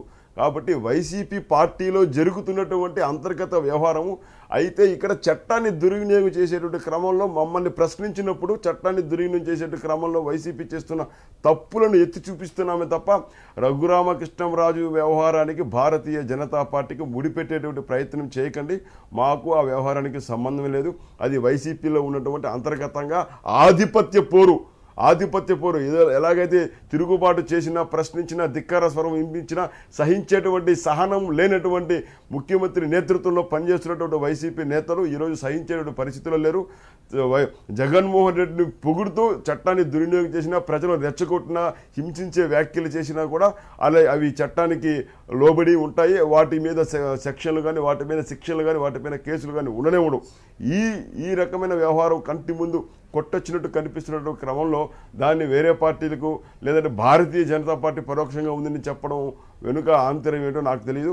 దీని వెనుక భారతీయ జనతా పార్టీకి పరోక్షంగా సహకరించవలసినటువంటి ఆగత్యం అవసరం లేనే లేదు. కుండబద్దగా కొట్టినట్టు కంఠాపదంగా చెప్తున్నాను. అది వైసీపీ అంతర్గత యుద్ధం, ఆధిపత్య పోరు, రాజకీయ ప్రతీకార చర్యలతో రెచ్చిపోయి పెడుతున్నటువంటి కేసులు, ఆ క్రమంలో చేస్తున్నటువంటి తప్పులు, అధికార దుర్వినియోగం తప్ప వేరొకటి కాదు. సాయి గారు, రైట్. ఫైనల్గా రాజశేఖర రెడ్డి గారు. సాయి గారు అదే ఇప్పుడు ఈ రఘురామ్ కేసు విషయంలో ఇందులో మేము ఇంతకుముందు చెప్పింది, ఈరోజు చెప్పినా రేపని చెప్పేది ఒకటి, చట్టబద్ధంగా అతనికి శిక్ష తప్పదు. ఇందులో ఎలాంటి వైలేట్ చేయాల్సిన అవసరము మాకు లేదు. ఎందుకంటే ఈ సమాజంలో విచ్ఛిన్నం చేయడానికి ఆయన ప్రయత్నిస్తున్నారు, కులాల మధ్య కుంపటి పెట్టడానికి ప్రయత్నించారనేది ఆయన వీడియోల ద్వారానే మనకి స్పష్టంగా తెలిసింది. కాబట్టి అతన్ని చట్టపరంగా వదిలిపెట్టే ప్రసక్తి లేదు. ఆయనకి ఏదన్నా టెంపరీగా ఏదన్నా ఒక కులం గురించి మాట్లాడితే సాయి గారు సాక్షాత్తు జగన్మోహన్ రెడ్డి గారి కుల ప్రస్తావన రాజ్యాంగబద్ధ పదవిలో ఉన్నటువంటి వ్యక్తులకు, రాజ్యాంగ సంస్థలకు, హైకోర్టులకు, న్యాయమూర్తులకు కులాన్ని ఆపాదిస్తూ మాట్లాడినటువంటి ఘనత వైసీపీ నేతలది. మీకు అసలు మీ పార్టీల విధానం కన్నా పక్క పార్టీ విధానం ఎక్కువ అయిపోయింది. శ్రీనివాస్ గారు ఒక్క నిమిషం ఓపి పట్టండి సార్, నేను అన్ని చెప్తాను మీకు సమాధానం. సాయి గారు ఇక్కడ మేము చెప్పేది ఏంటంటే అదే అంటారు చూసారా, సర్టిఫికేట్ అవసరం లేదండి. రాజశేఖర్ గారు చెప్పేది నాలాంటి కార్యకర్తకు మీలాంటి వాళ్ళ సర్టిఫికేట్ మాకు అవసరం లేదండి. కాదు, మేము ఏ విధి విధానాల మీద పనిచేస్తామో మాకు తెలుసు. మీ సర్టిఫికేట్ కోసం కాదు మేము ఇక్కడ పనిచేసేది. మీరు ఎవరి సర్టిఫికేట్ కోసం పనిచేస్తారో అక్కడ ఎవరి మెప్పు కోసం మీరు చేస్తున్న ఎలా బయటపడాలో ఆలోచించండి. నాకు మీ సర్టిఫికేట్ అవసరం లేదు. గుర్తుపెట్టుకోండి సార్. సాయి గారు ఇక్కడ రఘురామ్ విషయంలో మేము చెప్పేది ఒకటే, ఖచ్చితంగా తను ప్రజాస్వామ్యానికి వ్యతిరేకంగా వ్యవహరించాడు. అందులో స్పష్టంగా అతని వీడియోలే ఉన్నాయి. ఏ రకంగా కులాలని, మతాలని, ప్రజల్ని కూడా తిట్టిపోసారు ఎన్నికల్లో ఓడిపోయినందుకు గత లోకల్ ఎలక్షన్స్ లో మనం చూసాం. కాబట్టి ఖచ్చితంగా అతనికి శిక్ష మాత్రం తప్పదు. ఈ పరిచయాల వల్ల కొంచెం డిలే అవుతుందేమో కానీ ఆయనకి శిక్ష మాత్రం ఖచ్చితంగా దొరికి తీరుతాడు. రెండోది, ఇతని యొక్క వ్యవహార శైలి అయితే ఇతను ఏమనుకుంటున్నాడంటే, ఒక్క నిమిషం సార్, అరే రామా, అసలు అదే తెలుగుదేశం వాళ్ళు కూడా ఈ రకంగా అడ్డుపడరేమో రఘురామ్ విషయంలో. ఒక్క నిమిషం ఆగండి. నేను రఘురామ్ ఏం చేస్తున్నారంటే ఒక సినిమా గుర్తు చేయాలి. కర్నూలులో పాండమిక్ యాక్ట్ కింద ప్రతిపక్ష నేత చంద్రబాబు నాయుడు గారి పైన కేసు పెట్టారు. మరి ఎందుకు చర్యలు తీసుకోలేదో చెప్పండి రాజశేఖర్ గారు. మోస్తున్నారు రఘురామ్. ఒక్క నిమిషం ఆగండి సార్. పాండమిక్ లో మేము ఎంత రకంగా మీ కేంద్ర ప్రభుత్వం నుంచి ప్రశంసలు అందే మేము ఏ రకంగా వ్యవహరించామనేది ఒక నిమిషం ఆగండి. రఘురామ్ విషయంలో ఏంటంటే దూకుడు సినిమాలో ఎంఎస్ నారాయణ క్యారెక్టర్ లాగా కనిపిస్తా ఉంది. ఈ కళ్ళ కింద క్యారీ బ్యాగ్ వేసుకుని నీకెందుకు సమాధానం అడగండి. చంద్రబాబు నాయుడు పైన ఎందుకు చర్యలు తీసుకోలేదు అడగండి. గెలిచాడు ఆ ఎంపీ కోసం మర్చిపోయినట్టున్నారు సార్ మీరు. దాని మీద స్టే ఇవ్వలేదు సాయి గారు. ఇచ్చింది కదా పాండమిక్ యాక్ట్ మీద, దాని మీద కోర్టుకు పోలేదు. ఎఫ్ఐఆర్ స్టేజ్ లో ఉంది. నోటీసులు ఇచ్చేది హైదరాబాద్ బయలుదేరి ఆగిపోయారు సాయి గారు. రైట్, మొన్నటి దాని మీద ఛాలెంజ్ చేయలేదు. పోలీసులు నోటీసులు కూడా ఇవ్వలేదు. అడగండి రాజశేఖర్ గారి కింద చంద్రబాబు నాయుడు గారి పైన ఈ ప్రభుత్వం పెట్టిన కేసులో దానికి ఇది బెదిరించే పనులే తప్ప శిక్షించే ఉద్దేశం లేదు వీళ్ళకు. రైట్, అది పాయింట్. అదేంటి మీరు కేవలం బెదిరించడం కోసం ఈ నాటకాలు ఆడుతున్నారు అనేది రాజశేఖర రెడ్డి గారు. క్వశ్చనే లేదు సార్. ఇప్పుడు తప్పు చేసినప్పుడు ప్రజాస్వామ్యంగా చట్టపరంగా మా ఎమ్మెల్యేల మీద కూడా కేసులు పెట్టారు. చంద్రబాబు పైన చర్యలు ఎందుకు తీసుకోలేదు? ఉండండి సార్. అరే రామా, మీ ఎమ్మెల్యేలు, మా ఎంపీలు, మీ ఎంపీలు అని ఉండదు. ప్రజాస్వామ్యం ఎవరు తప్పు చేసినా కూడా ఖచ్చితంగా ప్రజాస్వామ్యబద్ధంగా శిక్షించబడతారు. ఇందులో అనుమానం ఏమీ లేదు. చంద్రబాబు గారి ప్రభుత్వం కాదు, లేదా చంద్రబాబు గారికి మద్దతు ఇచ్చినట్టు బీజేపీ ప్రభుత్వం కాదు. రాజశేఖర రెడ్డి గారు మన వాళ్ళకి వెంటనే బయటే బెయిల్ ఇస్తారు. వాళ్ళ మీద అయితే అది చట్టపరంగా సార్. చట్టమే చట్టం. మన దగ్గరకు ఒక చట్టం ఉంటది, పక్కనోడికి వేరేగా ఉంటది. కానీ నేను అడిగే సూటి పాయింట్ ఏంటంటే, రఘురామకృష్ణరాజు ఉదంతం తర్వాతనన్నా పార్టీలో ఆత్మ పరిశీలన ఎందుకు అంటే ఒక అసహనం ఎందుకు వ్యక్తం అవుతుంది, మాట్లాడటానికి అవకాశం ఇవ్వాలా, అధ్యక్షుడు అసలు ఎవరికి అపాయింట్మెంట్ ఇవ్వరు, ఎవరితో కలవరు, అసలు ఎవరి ఫీడ్బ్యాక్ తీసుకోరు, ఏమీ పట్టించుకోరు. అదేదో ఇక మనం కనుక కూలీలను చూసినట్టు చూస్తామంటే పార్టీలో ఉన్న కార్యకర్తల నాయకుల్ని ఎక్కడో చోట రెవల్యూషన్ వస్తుంది కదా, దానికి సాక్ష్యం అని ఎందుకు అనుకోకూడదు, మారాలని ఎందుకు అనుకోకూడదు? సాయి గారు ఇది పూర్తిగా అవాస్తవము, ఇది పూర్తిగా అవాస్తవం. జగన్మోహన్ రెడ్డి గారికి కలవరు అనేది పూర్తిగా సరే, ఇప్పుడు చంద్రబాబు గారి దగ్గర కేసినేని నాని ఆ మధ్యన తీవ్రంగా విమర్శించారండి. ఆ తర్వాత కేసినేని నాని అలాగే బుద్ధా వెంకన్న నాగుల మీద విమర్శించారు కేసినేని నానిని, వాళ్ళని పిలిచి మాట్లాడారు. ఇట్లా ఆయనే స్వయంగా కూర్చుని మాట్లాడారు. అదే జగన్మోహన్ రెడ్డి గారు రఘురామకృష్ణరాజు ఆరోపణలు బిగిన్ చేశాక పిలిచి ఏమైనా చేర్చుకున్నది మేము సో కారణం అని ఏదో చెప్పాలి కదా. అలా కాకపోతే ఏమవుతుంది, అక్కడి నుంచి కదా ఇన్ని రోజులైనా కూడా ఏనాడు పిలిచి మాట్లాడారు అసలు? సాయి గారు ఒక్క మాట, ఎందుకు ఖచ్చితంగా వచ్చారు కదండి, క్యాంప్ ఆఫీస్కి వచ్చారు, కలిసారు, బయట అదే క్యాంప్ ఆఫీస్ దగ్గర ప్రెస్ మీట్ కూడా పెట్టారు. ఆయన అంత బాగుంది, మేము సార్ చెప్పారు, మేము చెప్పినట్టు చేస్తాం, ఎవరు ఇబ్బంది లేకుండా చేస్తాను ఆయనే చెప్పారు స్వయంగా. ఇక్కడ నేను అనేది ఇప్పుడు అదే చెప్తున్నాను కదా, వాపు చూసి బలుపు అనుకొని వ్యవహరిస్తే ఇలానే ఉంటుంది. ఎవరు వాడు పెద్ద హీరోలా భావిస్తే ప్రాబ్లం అక్కడ ఇల్యూషన్ లో ఉన్నాడు, బయటకు వచ్చి ప్రజాస్వామ్యబద్ధంగా వ్యవహరిస్తే ఇదే నేను ఇందాక చెప్పిన సామెత. అందుకని కదా సినిమాలో ఎంఎస్ నారాయణ క్యారెక్టర్ చెప్పింది, అందుకే తనకు ఎక్కువ ఊహించుకోవడం బట్టి ఈ పరిస్థితులు వచ్చాయి. ఎంఎస్ నారాయణ ఆ వయసులో కళ్ళ హీరోగా భావించాడు కాబట్టి ఆ సినిమా అటు దౌడ మీద దెబ్బ తిన్నాడు. ఈయన ఒక ఎంపీ లింగులింగున ఉంటూ పార్టీ విధానాలు కాకుండా ప్రజల కోసం కాకుండా కనీసం ప్రజల కోసం ఏ రోజున కష్టపడ్డారు మనకు కనిపించిందా సాయి గారు? కాబట్టి తనకు తాను ఎక్కువగా ఊహించేసుకొని నేనేదో పెద్ద అతీతును అనుకుంటే పరిస్థితులు ఇలానే ఉంటాయి. జగన్మోహన్ రెడ్డి గారు ప్రతి ఒక్క అందరికీ కూడా ఆ సమయం అనుగుణంగా అందరూ కలుస్తున్నారు. నేనే కలిశాను, ఇవన్నీ ఎందుకు సార్, అధికార ప్రతినిధులు మేమే కలవడం జరిగింది ఈ 2 సంవత్సరాల్లో పలుమార్లు. మాకు పలుమార్లు దిశానిర్దేశం చేశారు ఏ రకంగా ఎదుర్కోవాలనేది. అలాంటిది ఒక ఎంపీకి ఇవ్వకపోవడం అనేది జరగడం అనేది జరగదు. అతను చెప్పేదంతా పూర్తిగా అవాస్తవం అనేది రాష్ట్ర ప్రజలందరూ తెలుసు. అందరికి తగిన సమయం ఇస్తున్నారు కాబట్టి దాని తగ్గబడ్డారు కాబట్టి మున్సిపల్ లోకల్ ఎలక్షన్ లో మేము చాలా బ్రహ్మాండంగా భారీ మెజార్టీతో గెలిచాం. కాబట్టి ఫైనల్ గా కృష్ణరాజు గారు ఈ కంక్లూడ్ చేసేటప్పుడు ఈ రఘురామకృష్ణరాజు ఉదంతంలో జగన్మోహన్ రెడ్డి గారు ఆయన్ని పిలిచి కాస్త బుజ్జగించకపోవడం లేదా పార్టీ తరపున ఎవరినైనా పంపించి మాట్లాడకపోవడం తప్ప కాదా? సార్ ఇక్కడ ఒక విషయం మనం గమనిద్దామండి. చంద్రబాబు నాయుడు నాయకత్వ శైలి ఓ రకంగా ఉంటుంది. ఎట్లా ఉంటుందంటే మీకు తెలిసిందే, ఆయన ఏంటంటే ఎవరిని కూడా పోగొట్టడానికి ఇష్టపడ్డాయి. ఆయన ఆ బొజ్జగించే ప్రయత్నం చేస్తాడు. దానికోసం ఏంటంటే అవసరం వస్తే కొంతమంది మనుషులు వాళ్ళ దగ్గర ఎవరిని అసంతృప్తుంటే వాళ్ళ దగ్గరికి తన మనుషులు కొంత పంపిస్తాడు. ఆయన వాళ్ళని బొజ్జగించే ప్రయత్నం చేస్తాడు, లేకపోతే వాళ్ళకి ఏదో కొంత ఆస్తి చూపించే ప్రయత్నం చేస్తాడు. అదొక వ్యవహార శైలి అండి. మీకు జగన్మోహన్ రెడ్డి విషయానికి వచ్చేటప్పటికి అది అందరికీ తెలిసిన విషయం ఏంటంటే ఆయన ఒంటి చేతితో పార్టీ సంబంధించిన ఎంపీ అభ్యర్థుల్ని ఎమ్మెల్యే అభ్యర్థుల్ని గెలిపించాడు ఆయన. అంటే ఆయన ఏంటంటే నేనే పార్టీ అనే భావంతో ఉన్నాడు, దాన్ని నిరూపించాడు కూడా ఆయన. కాబట్టి ఏంటంటే అటువంటి వ్యక్తిత్వం ఉన్నప్పుడు ఎట్లా ఉంటుందంటే ఇతరులు చెప్పేది మనం వింటాం, కానీ మనం చేద్దాం అనే భావంతో ఉంటారంట. కొన్ని సందర్భాల్లో ఈ నాయకులకు ఒక ప్రధానమైన ఒక లక్షణం ఏంటంటే ఈ చంద్రబాబు నాయుడు కావచ్చు, లేకపోతే జగన్మోహన్ రెడ్డి కావచ్చు, వాళ్ళు ఏమంటారంటే ఎవరన్నా వెళ్ళి ఒక ఎంపీనో లేకపోతే ఒక ఎమ్మెల్యేనో వెళ్ళి సజెషన్ చేస్తే సర్లే అన్న చూద్దాం, నాకు తెలుసులే, నేను చూస్తాను, నీకెందుకు నువ్వు వెళ్ళు అని చెప్పి చెప్తారే తప్ప ఎందుకు చెప్పారని చెప్పి ఆలోచన చేయరని. ఎందుకంటే వీళ్ళకంటూ కొంతమంది మనుషులు ఉంటారు అక్కడ, ఏది ప్రతి విషయానికి కూడా ఎన్లైజ్ చేయడానికి చెప్పడానికి.